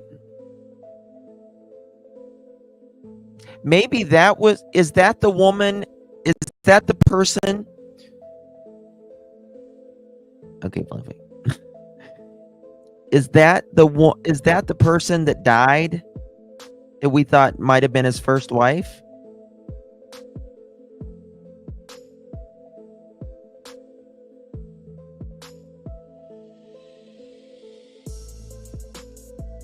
Doesn't you have to ask Wade Wilson how you run over a woman? Damn. He dragged her in his car, technically, I think, in the 90s. when he was in Utah just after his mission. Really? Yeah, it sounds like this might have been the woman that. Many people accuse him of threatening them. And y'all, this case is wild. There's tracking devices, there's slashed tires, there's posting of nude photos of his wife on social media. Yes, on social. Yes, this pastor.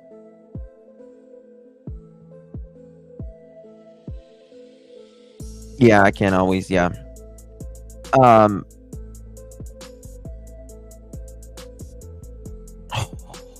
My God. She's still living?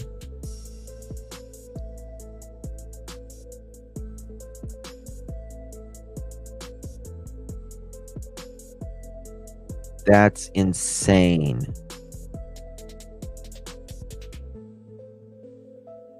He wanted her, to be with other people, right? And I'm going to show you some stuff about that in a little bit as well. Oh, hell, it gets worse. Yeah. Apparently. Social media.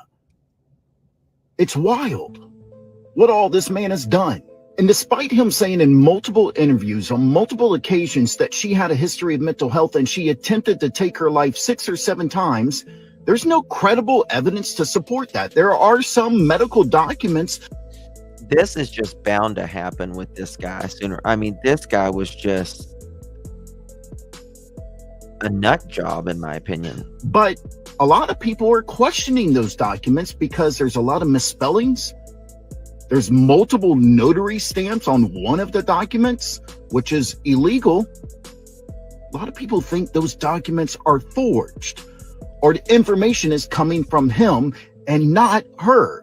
He says that she has bipolar 1 and 2 along with schizophrenia, but there is nothing that supports that. John Paul Miller says that a plastic surgeon diagnosed her. Yes, a plastic surgeon. For example, he says that she attempted to take her life back in 2000. Plastics. Hold on, what? Forged, or the information is coming from him and not her.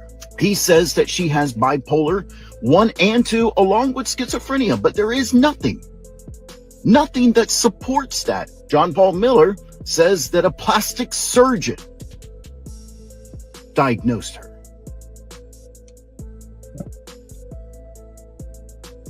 Now, I've been to some plastic surgeons, and I have never had one ask me, do you take any antidepressants or anything? Or try to diagnose me.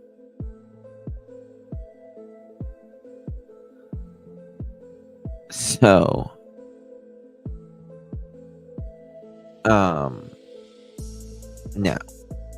Yes, a plastic surgeon. For example, he says that she attempted to take her life back in 2018. Police came, picked her up, and took her to the hospital. But according to police, no such event happened. They have nothing on their records about any 911 call, about shots fired at their home. And I have spoken to multiple neighbors who say no such event happened. But still, despite all the evidence that has come out, many people say that, well, she still did this. And for the longest time, Bingo, Trishy. Sounds like JP was just fabricating evidence to support his future setup against Mica. Yeah, it's out of scope of their expertise. believe that also. Many have said that her 911 call was fake. I didn't believe that at first.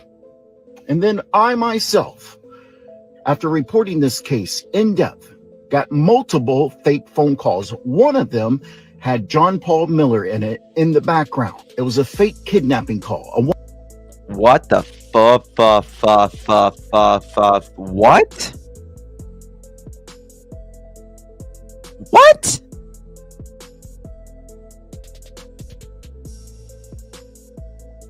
A fake call now?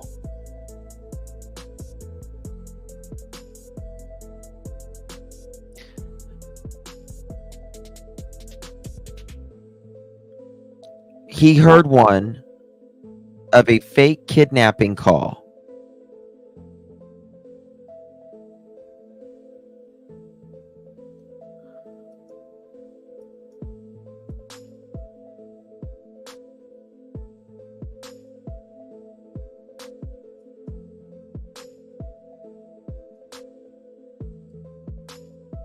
One call was fake. I didn't believe that at first. And then I myself, after reporting this case in depth, got multiple fake phone calls. One of them had John Paul Miller in it in the background. It was a fake kidnapping call, a woman claiming that he had her locked up and she didn't know where she was. I got police there immediately and police found nothing. But in that call, hold on, John Paul was in the background. It was a fake kidnapping call, a woman claiming that he had her locked up and she didn't know where she was. I got police there immediately and hold on, was fake. I didn't believe that at first. I have to listen and to then this I myself, after reporting this case in depth, got multiple fake phone calls. One of them had John Paul Miller in it in the background. It was a fake kidnapping call, a woman claiming that he had her locked up and she didn't know where she was. I got police there immediately and police found nothing, but got multiple fake. I didn't believe that at first. And then I myself, after reporting this case in depth, got multiple fake phone calls. One of them had John Paul Miller in it in the background. It was a fake kidnapping call, a woman claiming that he had her locked up and she didn't know where she was. I got police there immediately and police found nothing. But in that call, John Paul was in the background talking with me. It was him. My wife heard it. We will sit on the stand and testify to that.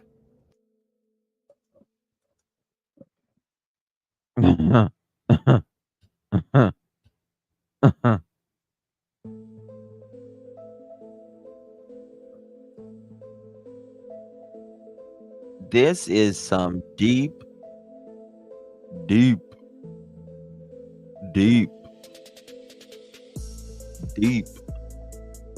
shit.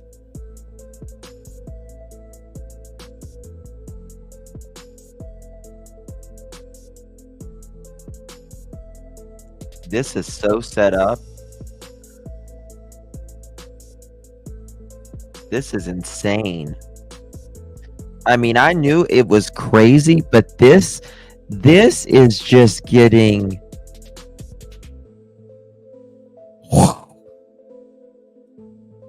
like, you think there cannot be any more. And then we've learned like 6 things.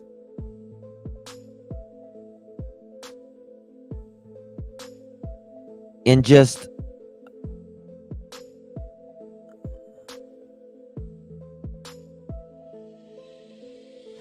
this will be a Netflix documentary, I guarantee it. There will be movies made about this, everything.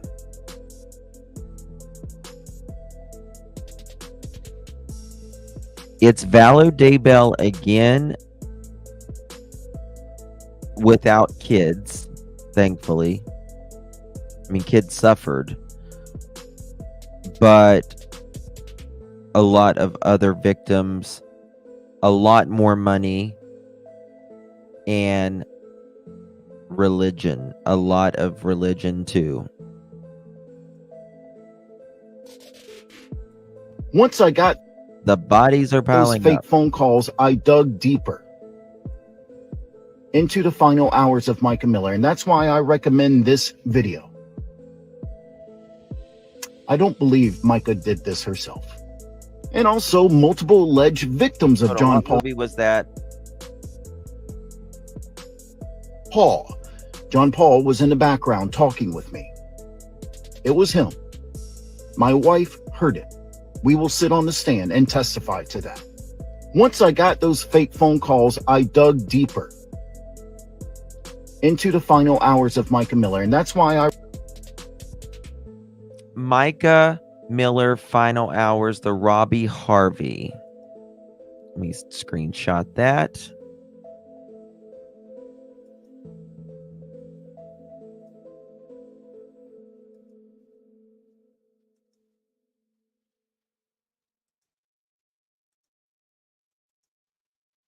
I'm going to pull that up right now. Okay. Mica Miller, fun. Maybe we played that earlier. I might have played that earlier. Let me check.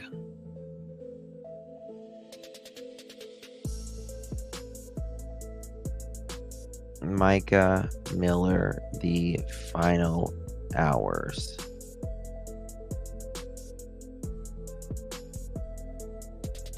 No. I'm going to share that with you guys in chat. Y'all have homework tonight. I just want y'all to know y'all have homework tonight after this, okay?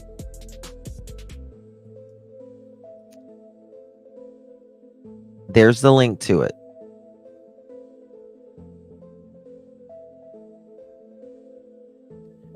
Homework tonight.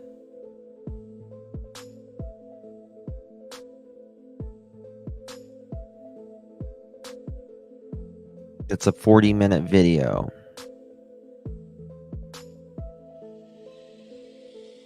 So we need to watch that later.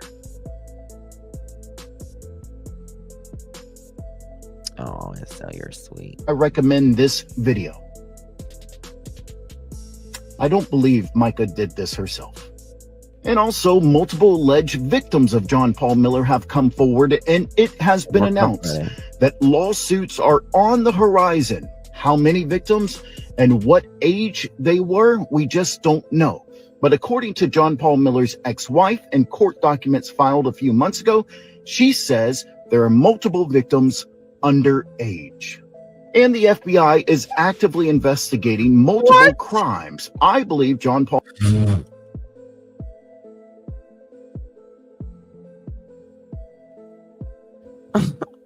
Oh, God.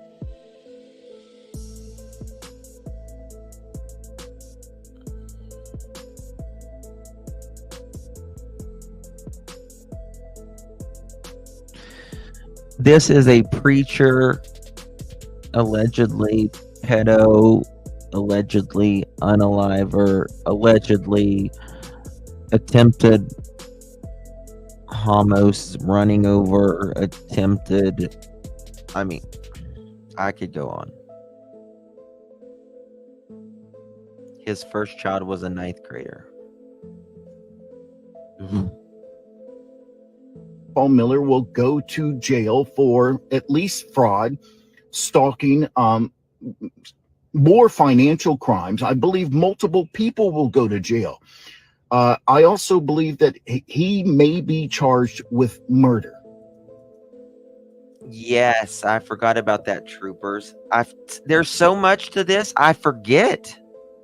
Justin, the co-owner of a bar in Myrtle Beach, Justin, I believe that the reason, in my opinion, he became a preacher is because it was tax-free. You don't got to pay taxes on it. Because I believe if she did do this herself, that he pushed her to do so with his harassment. Yes. And that's why I think... I mean, if she did do this on her own, at the very least... Oh, gotcha. I hope so, hindsight. Yep, tax exempt. This is an active murder investigation. And there's this. This past week, I had a source go to Lumber River State Park where Mica was found. They wanted to look around. I had them kind of giving me their thoughts. And they said they spoke with the park ranger. They asked about Mica. That park ranger told them, I can't speak about her. because it's under investigation. Now, we know John Paul Miller, an active murder investigation. And there's this. This past week, I had a source go to Lumber River State Park where Mica was found. They wanted to look around. I had them kind of giving me their thoughts. And they said they spoke with the park ranger. They asked about Mica. That park ranger told them, oh, I can drop. I can't speak about her. 1 second, SL. Because it's under investigation. Now, we know John Paul Miller has committed multiple crimes. We know that. And we know the FBI is looking into multiple crimes. The debate is, are they looking into her death? I think that answers your question. And that's why yesterday's announcement that North Carolina officials are searching Lumber River for a weapon is interesting. Now, they won't say which case it's related to, and it may have nothing to do with Mica, but a lot of people believe that Mica's scene was staged. And there's evidence to support that. And it actually makes sense. But we will find out in due time. Okay, guys, it's late, but there's a little bit of breaking news, and I don't know if this is in regards to the Mica Miller case, but they have been very secretive in the Mica Miller case. And so, being told that dive teams earlier today were searching for a weapon in the Lumber River along Three Bridges Road in Robinson County. This is the county. Now, the question is, didn't they say the pew pew matched? Didn't they say the pew pew matched?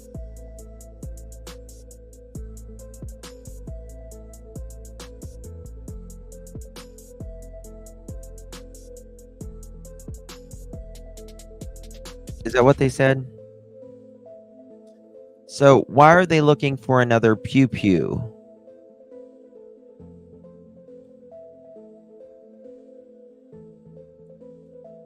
I don't know. Where Mica Miller was found, and Lumber River was the water she was found in. Officials, now listen, this is key.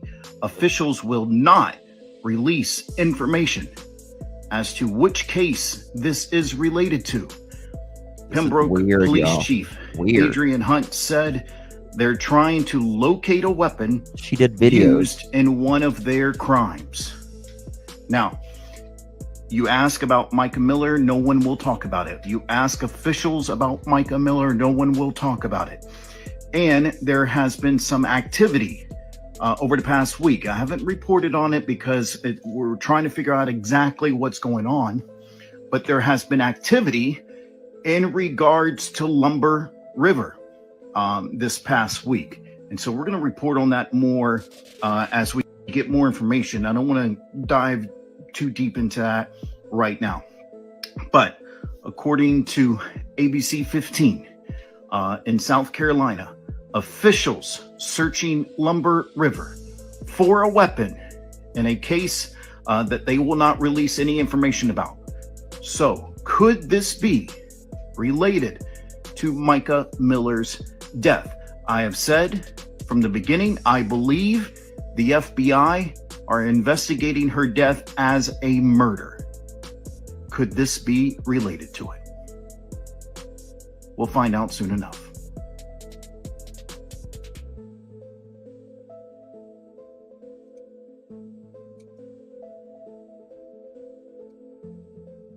This is crazy.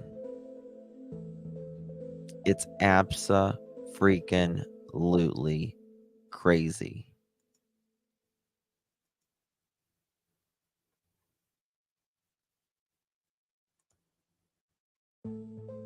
I think I mean, if this guy started in the 90s running over people,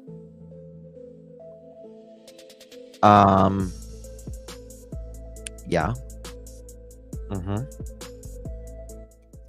Yeah. Not good. Not good. I wanted to show y'all a little thing here.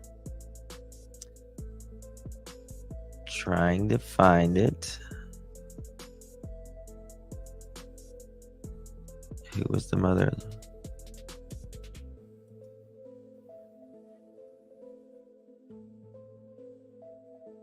Where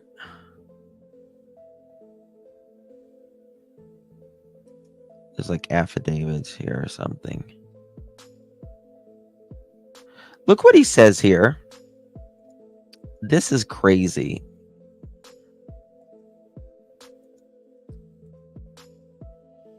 JP and Mica Miller is the True Blue Computers Myrtle Beach hashtag pornography. Oh my God, Ginger. Thank you so much.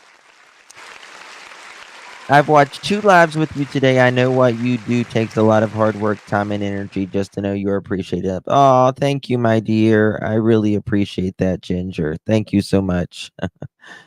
That's very, very generous of you, my love. Appreciate you very, very much, my dear. Very kind of you. Very generous. They would have autopsied her. Thank you so much, sweet Ginger. I'm glad you're getting some rest. Some nice resty rest. Very kind of you. Thank you again, my dear. Oh, thank you so much, Gypsy. Thank you so much. Appreciate that, honey. Men, please bring your devices to hashtag True Blue Computers in MB. For $25, you will never be able to look at anything that could A, destroy your destiny, B, destroy your marriage life, C, destroy your mind. Wives, you must be incredibly giving and encouraging and never reject or deny your husband. David, Samson, Solomon all struggled with this area. No matter how spiritual, strong, or wise a man is, this is a battle that the enemy knows could ruin his life forever. Thank you for all your wives who are willing to help their husband to be overcomers and winners in this life and in the bedroom. Thank you, Mica J.P. Miller, for always being so giving.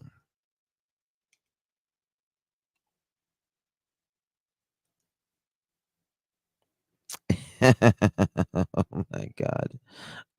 Thank you, Roxy. I just love you, Justin. The end. Thank you, Roxy. Very kind of you, honey. Appreciate that. Very sweet of you, my love. Appreciate you. I have no plans on getting married. My husband is in heaven. That works. Please check your text. Okay, 1 second. Can you see that? That's terrible, y'all.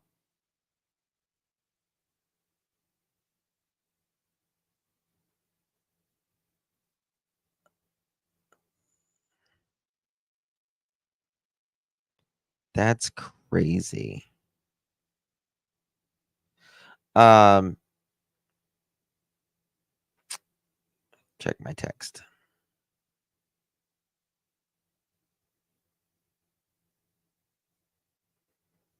Why would there be bullet casings? Last I checked, it's fairly hard to pew yourself more than once when you shoot yourself in the head, right? They always find just one casing in a... Yep. Miller's body was found submerged.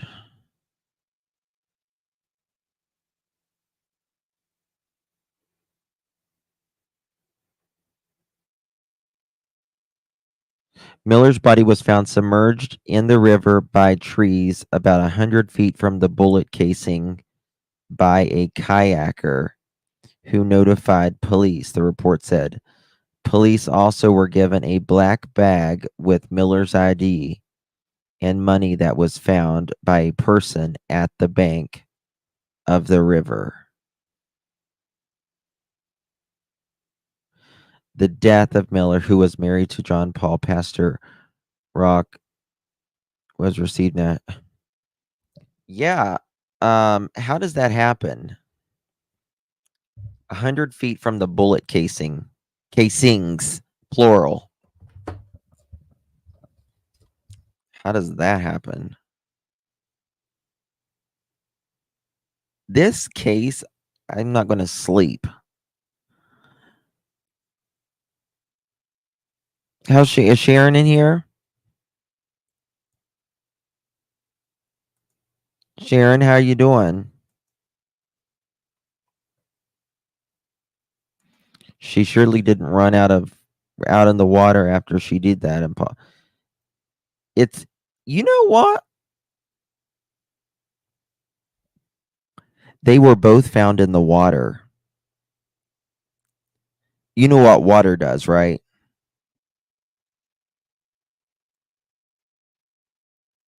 It washes away DNA.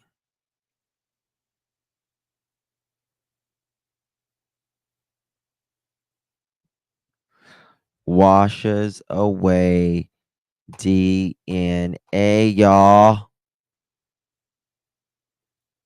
Yes. Impossible. Multiple victims in the water. And showed how Kiker got her. Really? It has absolutely no current.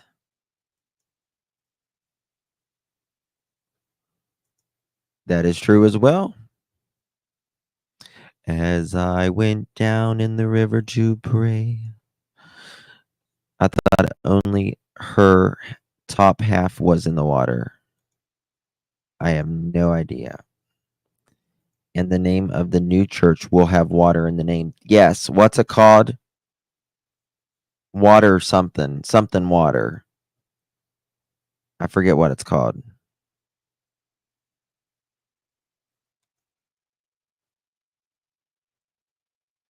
Which was also on land. What was also on land?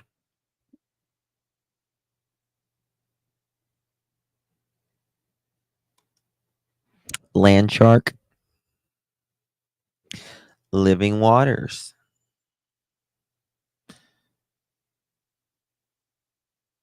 That's kind of eerie.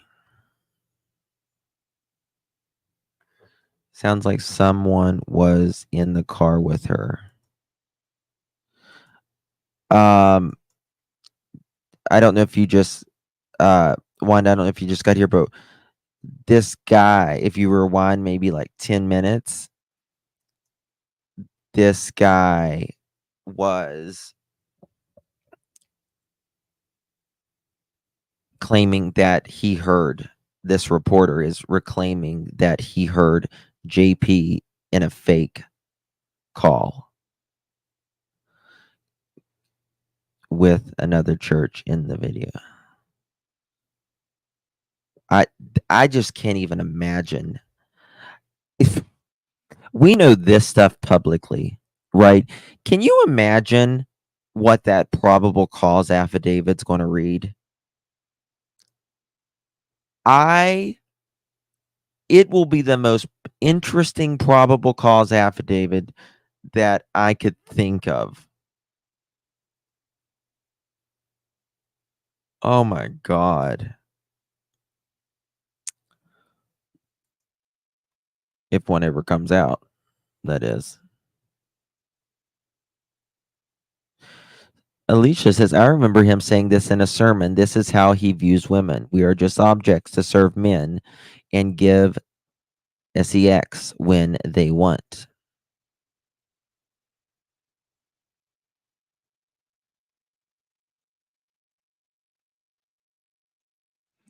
What's this?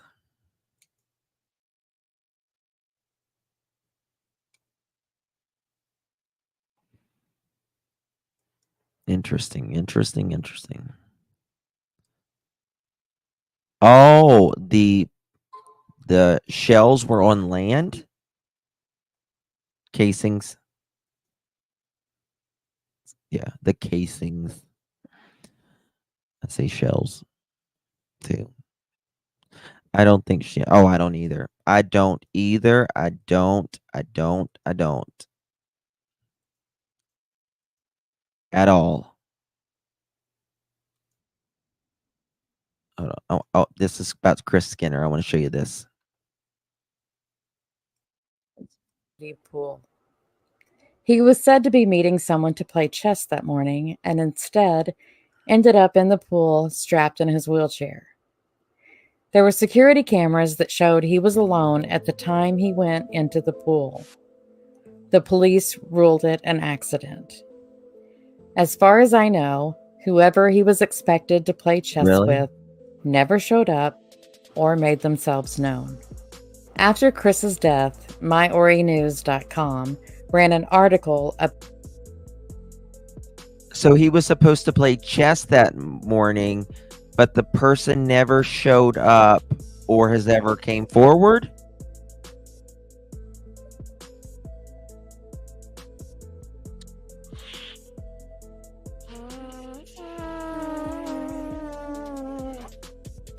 Just like I'm telling you, she was set up, in my opinion. Another chess game with CP there. About a paddle out, which was a group of people on surfboards and paddle boards that paddled out into the ocean as a way to memorialize Chris. The paddlers came back, by the way. They didn't stay out in the ocean.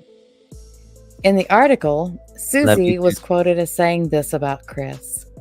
Quote, "If he was having a good day, you knew it, and he was feeling fun and being funny.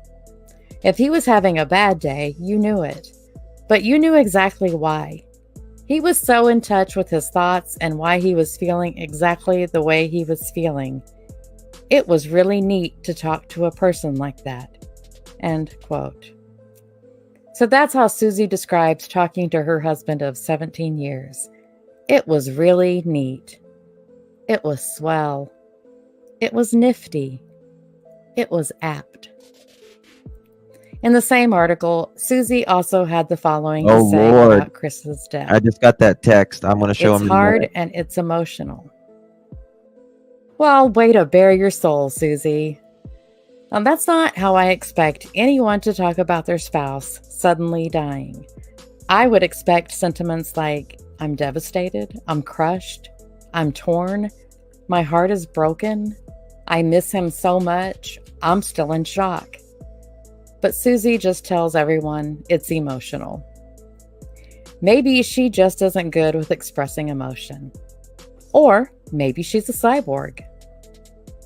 There's been speculation as to whether or not Chris's death was suspicious, but I'll let John Paul's first wife, Allison, start this conversation. Listen to Allison this, has recently filed for a custody change with John Paul.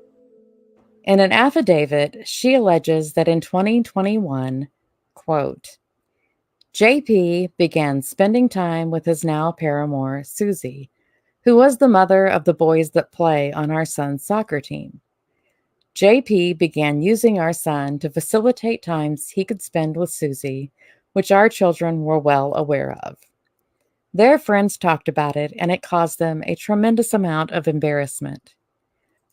When I learned that JP was exposing our children to yet another one of his adulterous affairs, I confronted JP and Susie and told them not to let it happen again. JP called me the day Susie's husband died in an alleged drowning accident, extremely upset and asking me to pray, which was incredibly bizarre.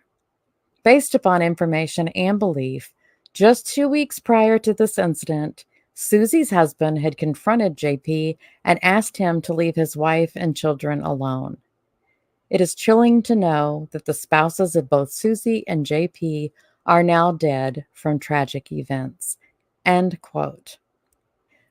No, I don't think we even need to read between the lines to grasp that Allison might be worried that Chris's death was not an accident and that JP or Susie or both might have had something to do with it. And this is a woman who was married to John Paul for 16 years, so she knows him. Right. Now, there isn't any evidence that I know of that show that Chris's death was anything other than an accident. And if Mica was still alive, I don't think anyone would question Chris's drowning. But things are different now, aren't they? Yes, The day they are. before Chris Skinner's death, John Paul preached a sermon where he said the following, quote, "I can't tell you how many people Crazy. in this church have been abused by somebody that was supposed to love them and protect them, and it causes them to hold back who God made them to be. And they feel like, and I gave this analogy last week, you feel like you're drowning, and that person is, every time you come up for air, they're pushing you back down underwater." End quote. When looking into Chris's death, I came across the probate filing. Now, I'll be the first to... Is all of this a coincidence?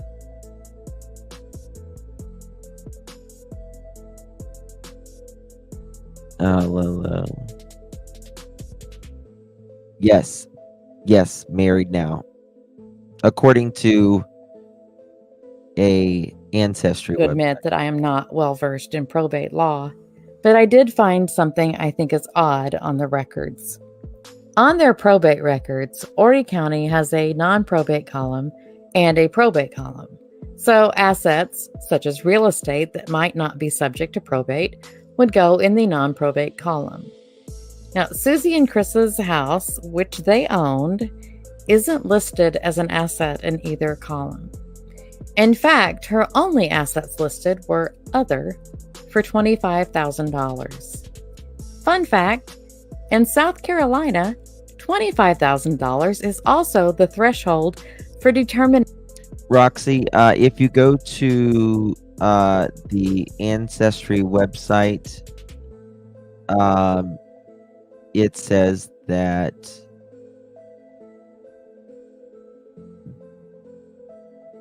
according to that website, they have been. If an estate goes to probate or not. Well, that's just downright uncanny. Less than 3 years after Chris Skinner's death, like Chris, Mica's body was found in water. John Paul preached both memorial services. After photos of Susie and John Paul at dinner 4 days after Mica's death were published, Susie released the following statement. Quote, "He is my friend. His wife died 4 days ago, and he had no one to eat with. He asked some people to sit with him, but no one could go. So when he asked if I could go, I went. We've been friends for years. It wasn't a date. People also said he killed his wife, but we think she called the police before she did that and said she bought a gun and wanted to kill herself and wanted to make sure they could ping her phone so her family could find her body." This is from the nurse at the hospital. "Then she did it. She has attempted suicide before. She is schizophrenic, bipolar, and has dependent personality disorder. She put herself off her medication starting in December, against her doctor's orders and JP's wishes, and even texted her family to tell them she was doing it. This is the longest she has ever been off lithium since being diagnosed in 2017. A few weeks ago, she threw a belt out of the car while driving on the highway because she thought it was a snake. She was recently playing chess alone and Oh, here we go, chess again. That's interesting. talking to herself, and when they asked her what she was doing, she said playing chess with the demon. She was very, not extremely, mentally ill. And the people who post things like this on social media haven't spoken to her or JP in years. They were part of his first church that ended in 2015. So none of that is what people make it look like." End quote. Well, that's a lot to unpack.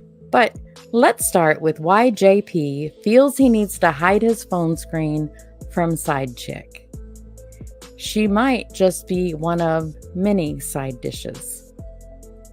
So, according to Susie, she was his last choice as a dinner companion, a dinner that definitely, positively, wasn't even remotely close to being a date.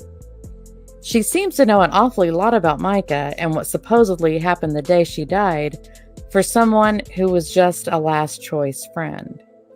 Now, when she says, but we think she called the police, who is we? Are there two of you, Susie? Did you absorb a twin in the womb and still feel that he or she is with you? I'm going to guess the we is her and John Paul. Bingo. I'm also going to guess that Susie is just regurgitating the same list of diagnoses that John Paul spouts. Bingo. Yes. And speaking of church.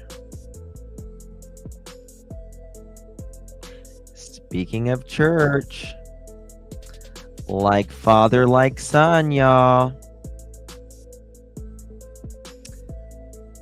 Like father, like son. Bible college founder guilty pleas illustrate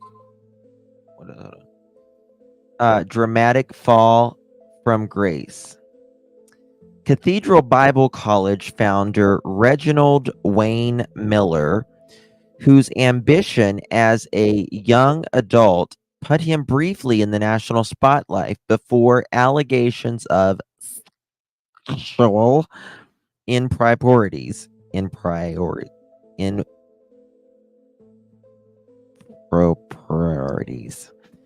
say the word.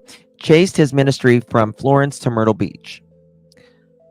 Pleaded guilty in federal court Wednesday to 4 felony charges and 2 misdemeanors related to the labor fraud, visa fraud, and failing to pay minimum wages. Oh, so he basically had a sweatshop, like father, like son. He do baptism at a crocodile trap. Got you. Cool. Did he? I mean, I don't know. There's nothing that would surprise me in this right now. The charges stem from Miller's treatment of international students who came to the college, which relocated. This is not only is it a slave labor, this was trafficking.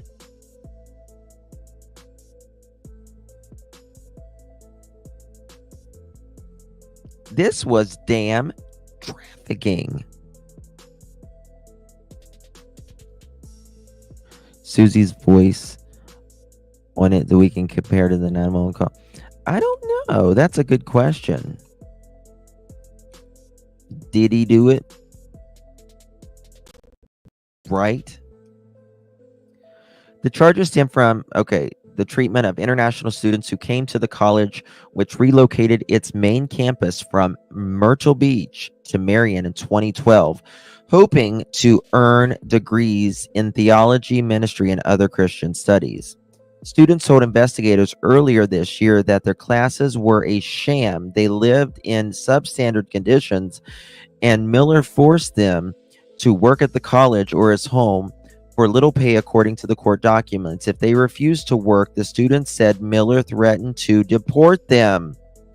The charges carry a combined maximum of 41 years in prison and more than $1 million in fines. Miller, who has been in jail first at the Florence County Detention Center and later at the J.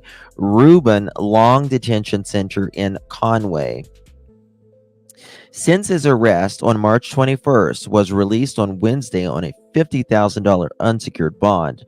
The term for Miller's bond forbid him from visiting the college campus or communicating with any past or current international students. He also is not allowed to access the college students and exchange visitor information system, or SCVIS service, which is used to update the federal government about the status on foreigners here on student visas. Miller, who has made frequent trips to Israel, Bermuda, and other foreign countries, also was ordered to surrender his passport and cannot travel outside of the South Carolina without prior authorization. No sentencing date has been set for Miller, who lives in Marion. Wednesday, guilty pleas represent a stunning downfall for a man who once led one of South Carolina's largest charismatic churches and was a leading spokesman for the movement, which emphasizes speaking in tongues, prophecy, and faith healing. At the time of his early career, Miller was featured in the April 1987 LA Times article on one of the leading charismatic seeking to keep former television evangelist moral majority leader Jerry Falwell for taking over PTL, which was Praise the Lord Network, by the way, if you don't know. Ministry is in the wake of Jen Baker's infidelity scandal. I would rather see PTL closed down than to see Jerry Falwell, Miller told the newspaper at the time. Miller's climb to the preaching ranks started in 1970 when the pastor became of the Tabernacle United Methodist Church near Pamlico. 2 years later, Miller founded his own church, Florence Tabernacle. By the mid-1970s, Miller had established Gloryland Bible College, the forerunner of the Cathedral Bible College in Florence, where he also broadcast a daily television show called Good Morning Jesus that eventually reached 5 states and Canada. An Associated Press reporter in 1979, noting Miller, rising star, said of the then 30-year Hemingway native, quote, "He's got the look, he's got the charm, and heaven knows he's got the ambition," end quote. The ambition took the toll on Miller's personal life. According to the affidavit his ex-wife, Susan, filed for divorce in 2007 divorce proceedings. It is literally 24 hours everyday process, Susan Miller stated in the affidavit, explaining how she and her husband drifted apart in the years since their 1994 wedding. Our entire time seemed to be always working for the parishioners. Susan Miller said in the affidavit that her, quote, world began slowly crumbling when the wives of 2 female Bible college students accused Wayne Miller of making sexual advances toward their husband. Oh. Hold on. Susan Miller said in the affidavit that her world began slowly crumbling when the wives of 2 female college students accused Wayne Miller of making sexual advantage towards their husbands. Okay. All right, then. I got you. Okay. Where was I? Then in the late 1980s, a Florence television station broadcast a 5-part news report in which students were blurred faces and disguised voice recounted inappropriate advances they said Miller made toward them, the affidavit states. Wayne Miller and his wife were forced to sell their Florence home.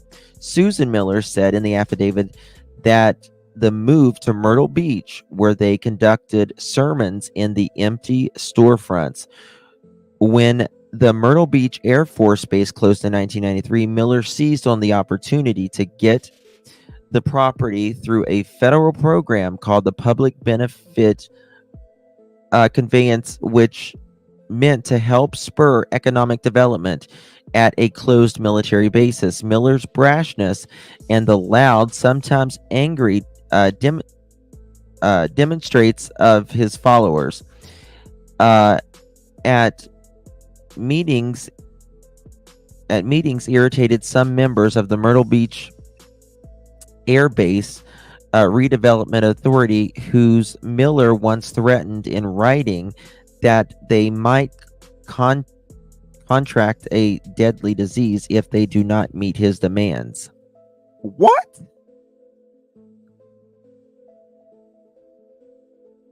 Hellfire and brimstone.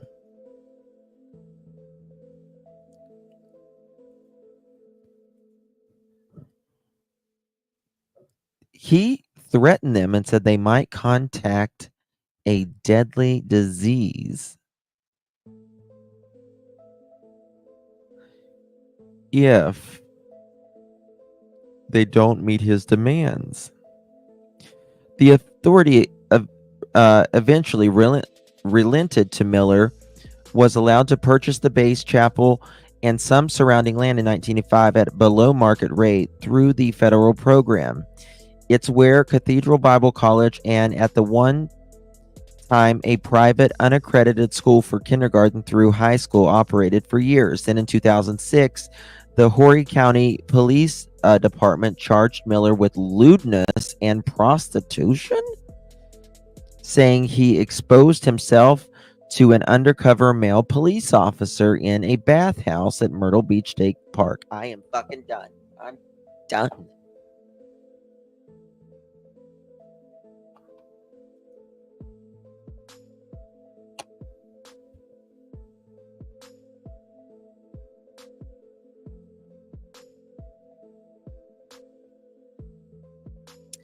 Where's Diddy and the baby oil? Go ahead.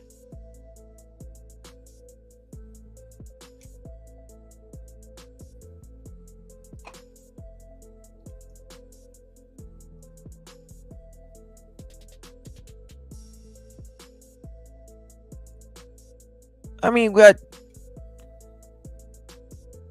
preacher gays in the bathhouse now in Myrtle Beach.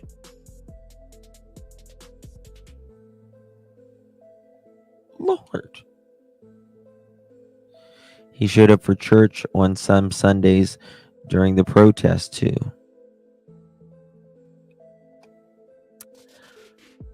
Okay.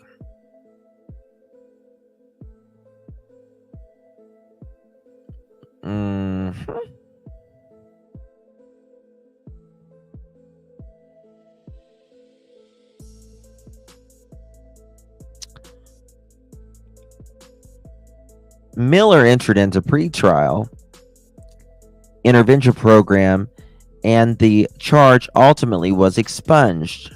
Of course it was. He moved to Marion shortly afterward, and the main Cathedral Bible College campus followed a few years later. Miller's fortunes appeared to improve in Marion, where Mayor Bobby Davis awarded him the key to the city. Take the fucking key. Might as well. And the town's Swamp Fox Award. Well, you were a certain swamp ass, that's for sure. In 2013 for his efforts to redeveloping an old healthcare system into a new college campus. It's not clear how Homeland Security learned about Miller's illegal work program for his foreign students. The agency's investigators said in court documents that they interviewed 8 students in the spring who, quote, described a persuasive climate of fear in which their legal status as non-immigrant students was in constant jeopardy and the sole discretion of Mr. Miller.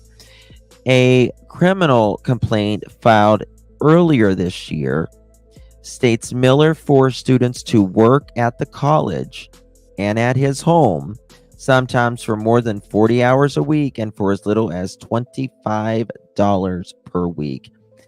The official charges against Miller are 2 felony counts of visa frauds, which carries a maximum sentence of 15 years in prison for each charge, 2 felony counts for fraud in labor contracting, which carries a maximum prison term of 5 years for each charge.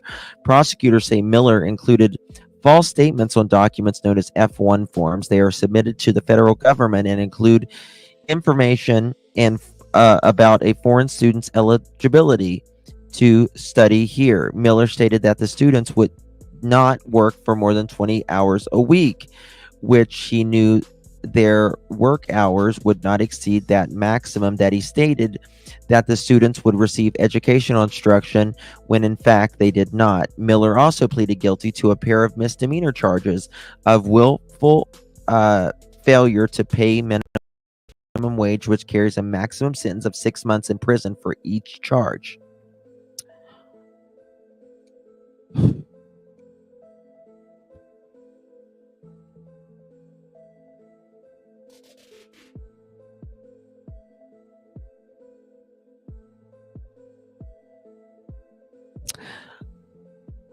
I need a shower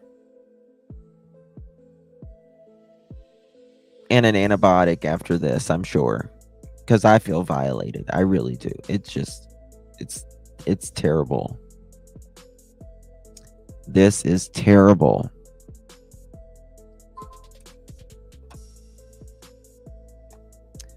And some aspirin. Yes. Justin, wait till you see the information on of Daddy burning down his own churches for insurance claims. Fucking give up. I give up.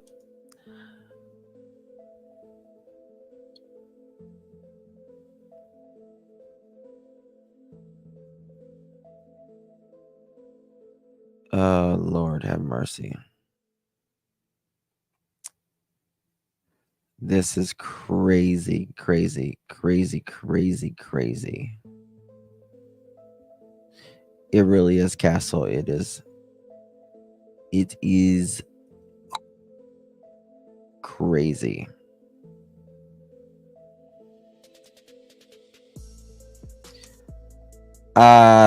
There's probably not much left, Pearl's mom. I mean, I didn't know. I mean, this is like Alec Murdaugh. Definitely Daybell vibes.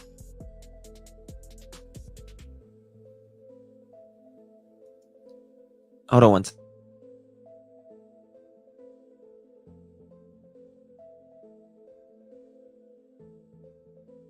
I mean, something is really wrong here.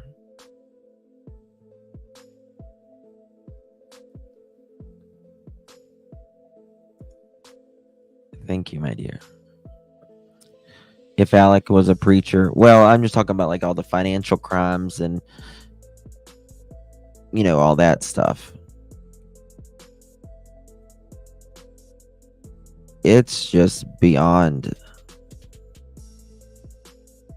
me. I've still got so much, guys, but I can't do it tonight. I can't do it. There's still so much to this. This is going to have to be a 300-part series.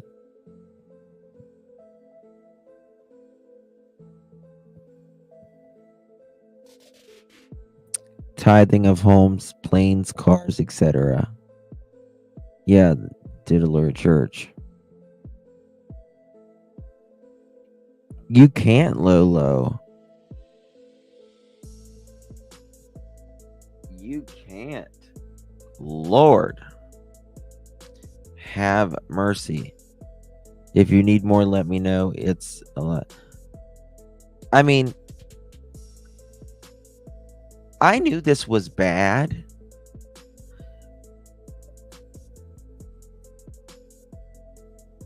The deeper you go, the worse it gets. I mean, like, literally fake calls. I'm going to go back and make a list. And this is, I don't even understand how anyone can be that corrupt. The love of money. Well, it's It's just evil. Yeah. There's a lot of people that have suffered at the hands of, in my opinion, of his dad and him, JP. Oh, honey, the whiteboard would look... I don't think we could fit it on a whiteboard. This is where we're going to have to use a Chris Proudfoot term, and there's going to be terabytes. Terabytes. What about Randall and his daughter, a part of this psych ward? She was committed in October when he moved. Oh, let me see if I have something still up. Guys, there is... someone sent me this, and I tried to find any information about this kid, and no one is sharing.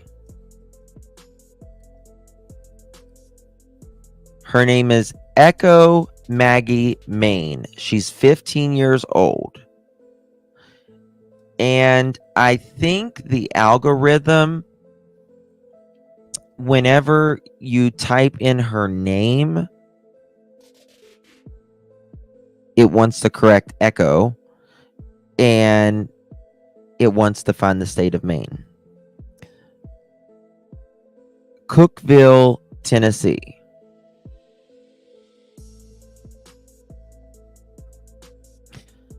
"15 years old.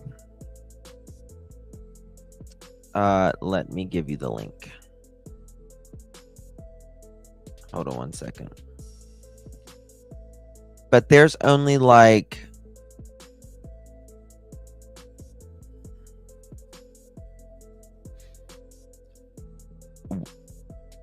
her mom.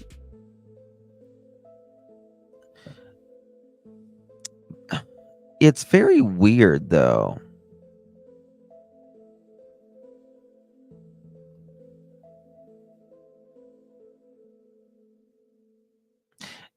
Let me just show y'all something. Someone sent this to me, and these are not the same people.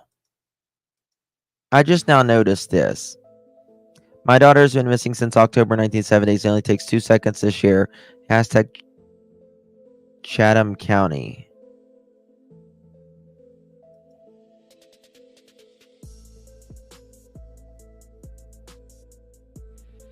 Right here. But then it says she's missing again as of 10/18/24. Echo Maggie Main, Cookeville, Tennessee. October 10th, near Cookeville High School, carrying a red backpack. There are concerns she may be groomed by an adult male. That's not the same person, is it? This says older photo.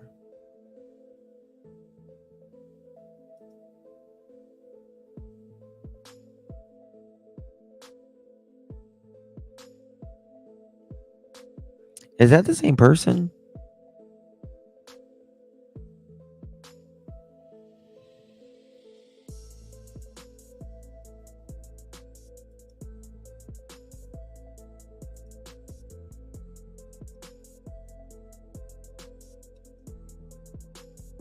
I'm going to have to look a little bit more about this.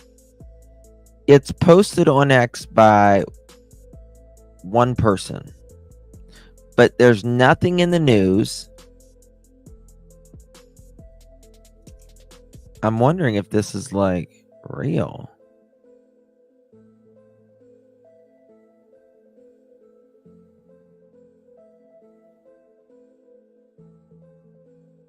October 10, 2024, she was last seen near Cookeville High School.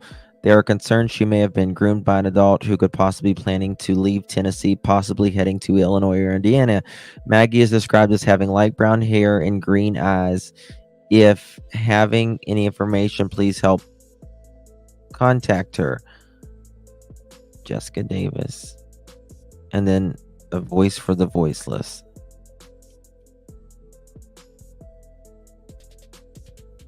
Echo Maggie Main. Echo Maggie Main. There cannot be two Echo Maggie Mains. Something is wrong.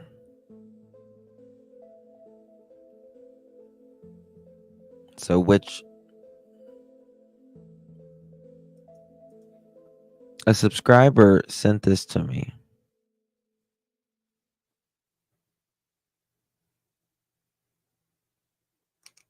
Okay. I don't want to share it out until like I just don't know. I feel something's off here because no news picked it up at all. So there's that. Kind of feels that way. Someone sent me it and they were, I guess they were trying to do something good, right, from Tennessee. There's not. There's no way. Is that her? Is she a Namus? Hold on.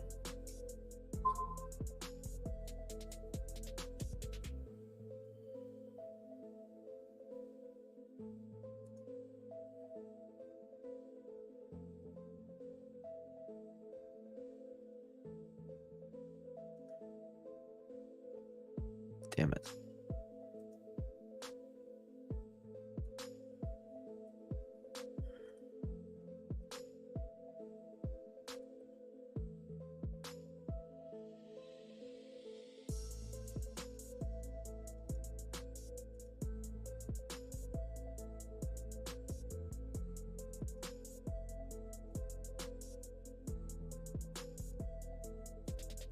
Echo Maggie Main.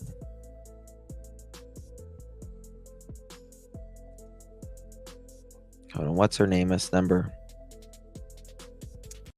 131733. 131733.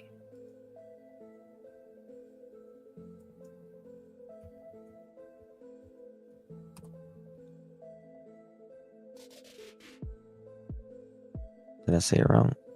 MP 131733.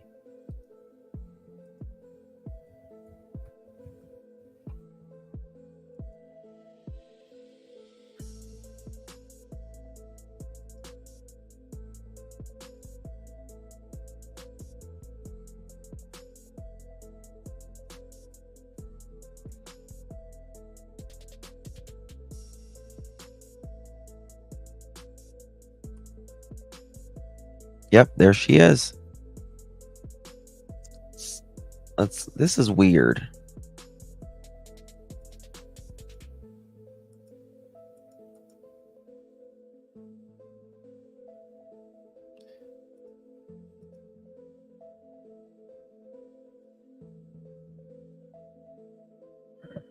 Okay, so it's not that one girl.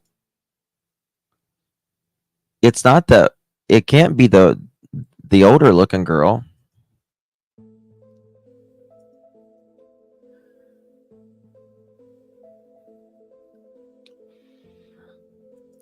Rebecca, have him text me.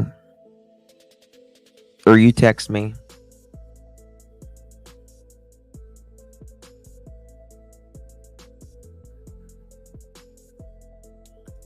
She is in just found it.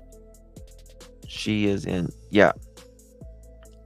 But what does it say about her?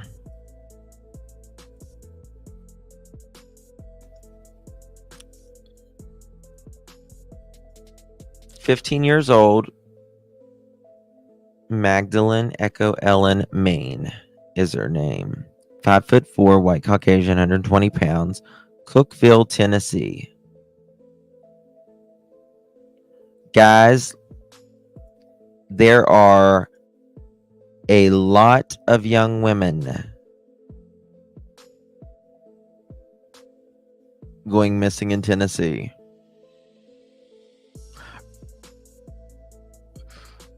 Where's Cookville? I know where Cookville is, Tennessee.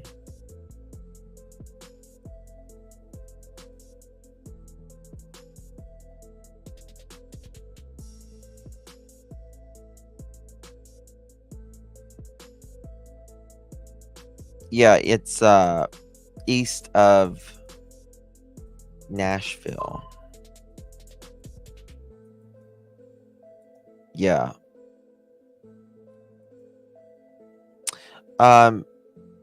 The thing about it is, here's Nashville, here's Cookville. It's between Nashville and Knoxville. A little bit closer to Nashville than Knoxville, but still nonetheless.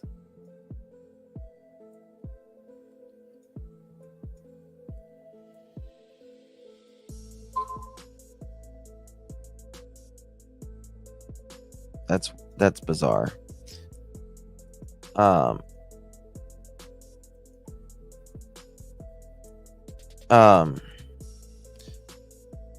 Yeah, I think she's ran away before.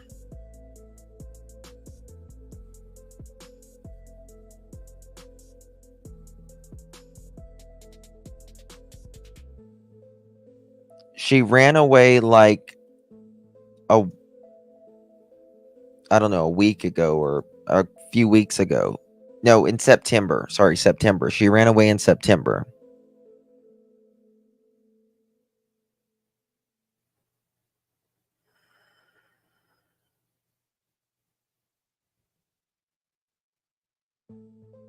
It's very bizarre. Guys, thank you all so much for joining me tonight. It is 1:22 in the morning. It has been very interesting. Very interesting. Yeah, September. Oh, wait. Let me do something before. I want to show this kid that's... I want to do it in this live too. I'm going to find more about this information. Please just stay here 1 second. Just 1 second, please. Because, okay, I need your birthday song too. Yes, stay here. Whispering Winds.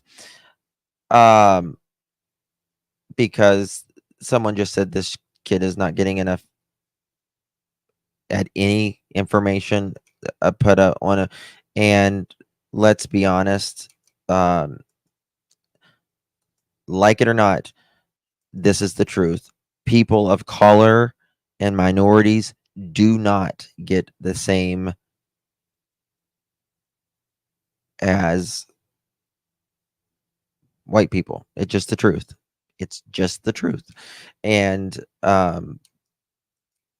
there is so many more If you're a YouTuber people of color and minorities missing. library, you need to, buddy. Come check out how you can edit your end screens. Proud from the disappearance of Kean Williams. His family is still absolutely desperate for answers. Cleveland police and the Marshals Service looking for leads, anything that can give some closure.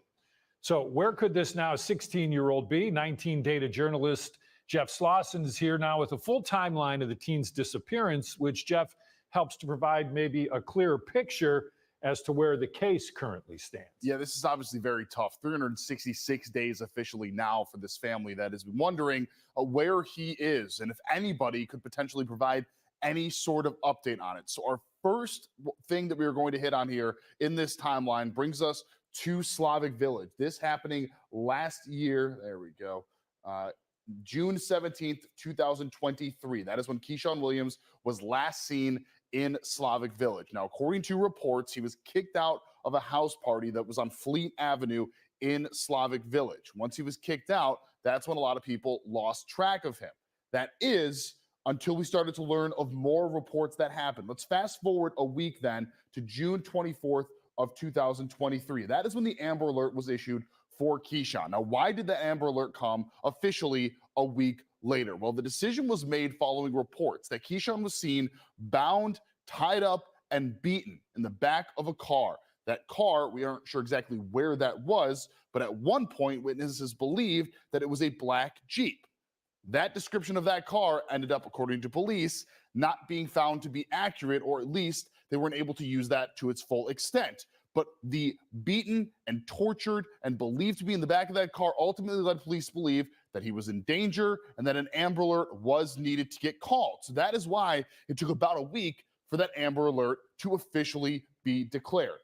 The thing is, we did not hear much on this case for quite some time. July 5th of 2023, again, that black Jeep was believed to be somewhat involved in it, and that ultimately led to a reward that was set at $2,000. But that led to nothing as well. So that reward, due to multiple different organizations pitching in, including us here at 19 News, when we covered this story for Dark Side of the Land, that happening in November, the reward increasing to $22,500 on November 8th of 2023. Again, that's about 6 months after when the initial disappearance ultimately happened. In December of 2023, that's when we thought that we were going to be getting at least a little bit going here. Authorities searching a field believed to be in connection to the Williams case, but ultimately that resolved or resorted not really to much. April 11th, the family gave an update on the search for Keyshawn, and then ultimately to where we are now, that year out. Again, we covered this for Dark Side of the Land. That is our podcast. Highly suggest you give that a listen. But still, after 366 days, a family very much so in need of answers. If you're a YouTuber and you want to save hours managing your library,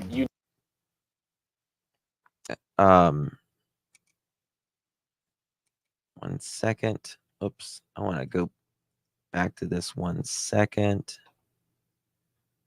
Kean Williams, Cleveland, Ohio. Monday marks 1 year since Keyshawn, the center of Ohio's longest running Amber Alert, was last seen by his mother in Cleveland. I want to show you this before you go, please. And I need to sing happy birthday. Kean Williams. Key is his nickname. Date of birth, December 9th, 2007. Age now would be 15. Case number 2023-182341. Male, African American, caramel skin, 5'7", 130 pounds, black hair, hair length braids, eye color brown. Location last seen Fleet Avenue and Gertrude Avenue. Circumstances of disappearance, he was at a house party. There you go. There you go.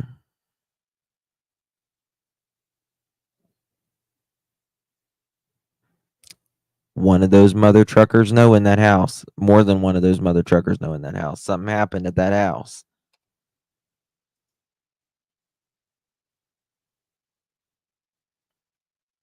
Black jogging pants and a t-shirt was last seen wearing.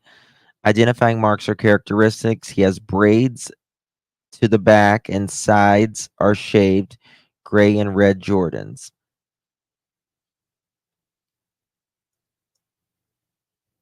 Beautiful kid.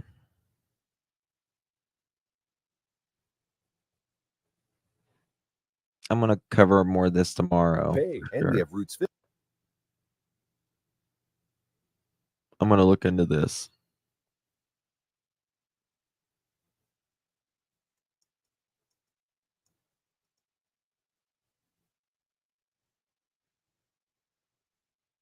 Took a week to do an Amber Alert. Day one, Keyshawn is last seen by his mother in Cleveland at an intersection of Fleet and Gertrude Avenues. Williams was last seen wearing black jogging pants and a t-shirt. Day 7 is when the Amber Alert went out. Please let my child come home. This is the only child I have. Poor mother.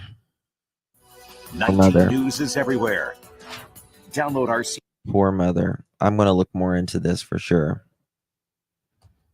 Yes, we do, Brooke. This is Cleveland, Ohio. I'll put the link in chat. Those of you that want to do any research on it. All right. Now we need to do my rendition of the late, great Marilyn Monroe sing to JFK to our beloved Whispering Wind's birthday. Y'all make some noise for our beautiful Whispering Winds. It is her birthday.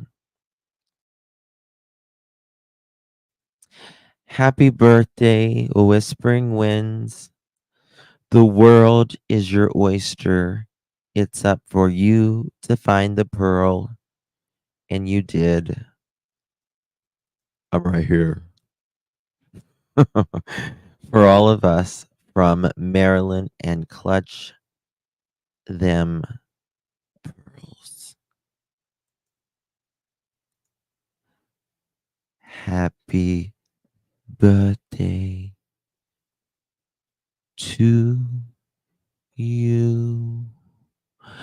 Happy birthday to you.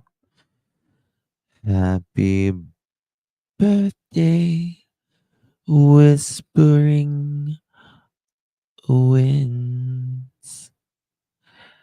Happy birthday to you. Happy birthday, Whispering Winds, and many, many more. God bless you and grant you health and happiness to you and all of yours. God bless you. And God bless you all. Thank you all so much for joining me.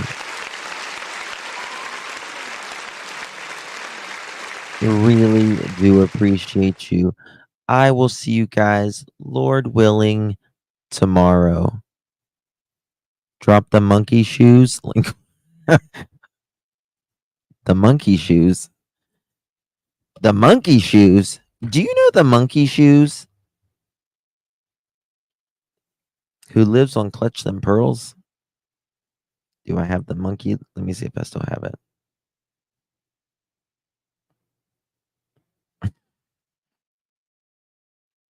The monkey shoes. The monkey shoes. 60 corn.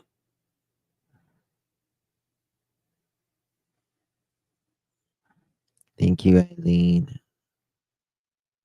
There you go, my loves. Monkey shower link. There we go, Castle.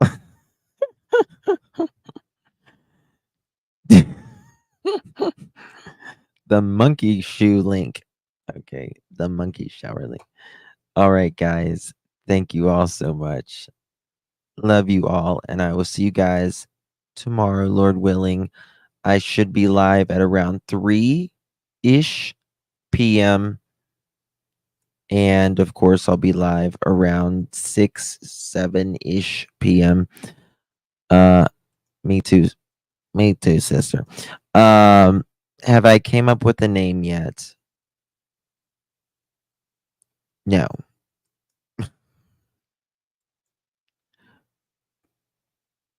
As of now, it's Pearly, but we'll see. We'll see. It's going to be Pearl's going to be in the name, but I might just get to know her. You know, I just need to kind of know her personality a little bit, maybe. Oh, honey's getting her a pedicure tomorrow, or manicure rather. She's getting her nails did. I've already turned into a pumpkin, me too. All right, guys. Love you too, Thomas. Good night, everyone. God bless you all. Get some rest. Bye-bye.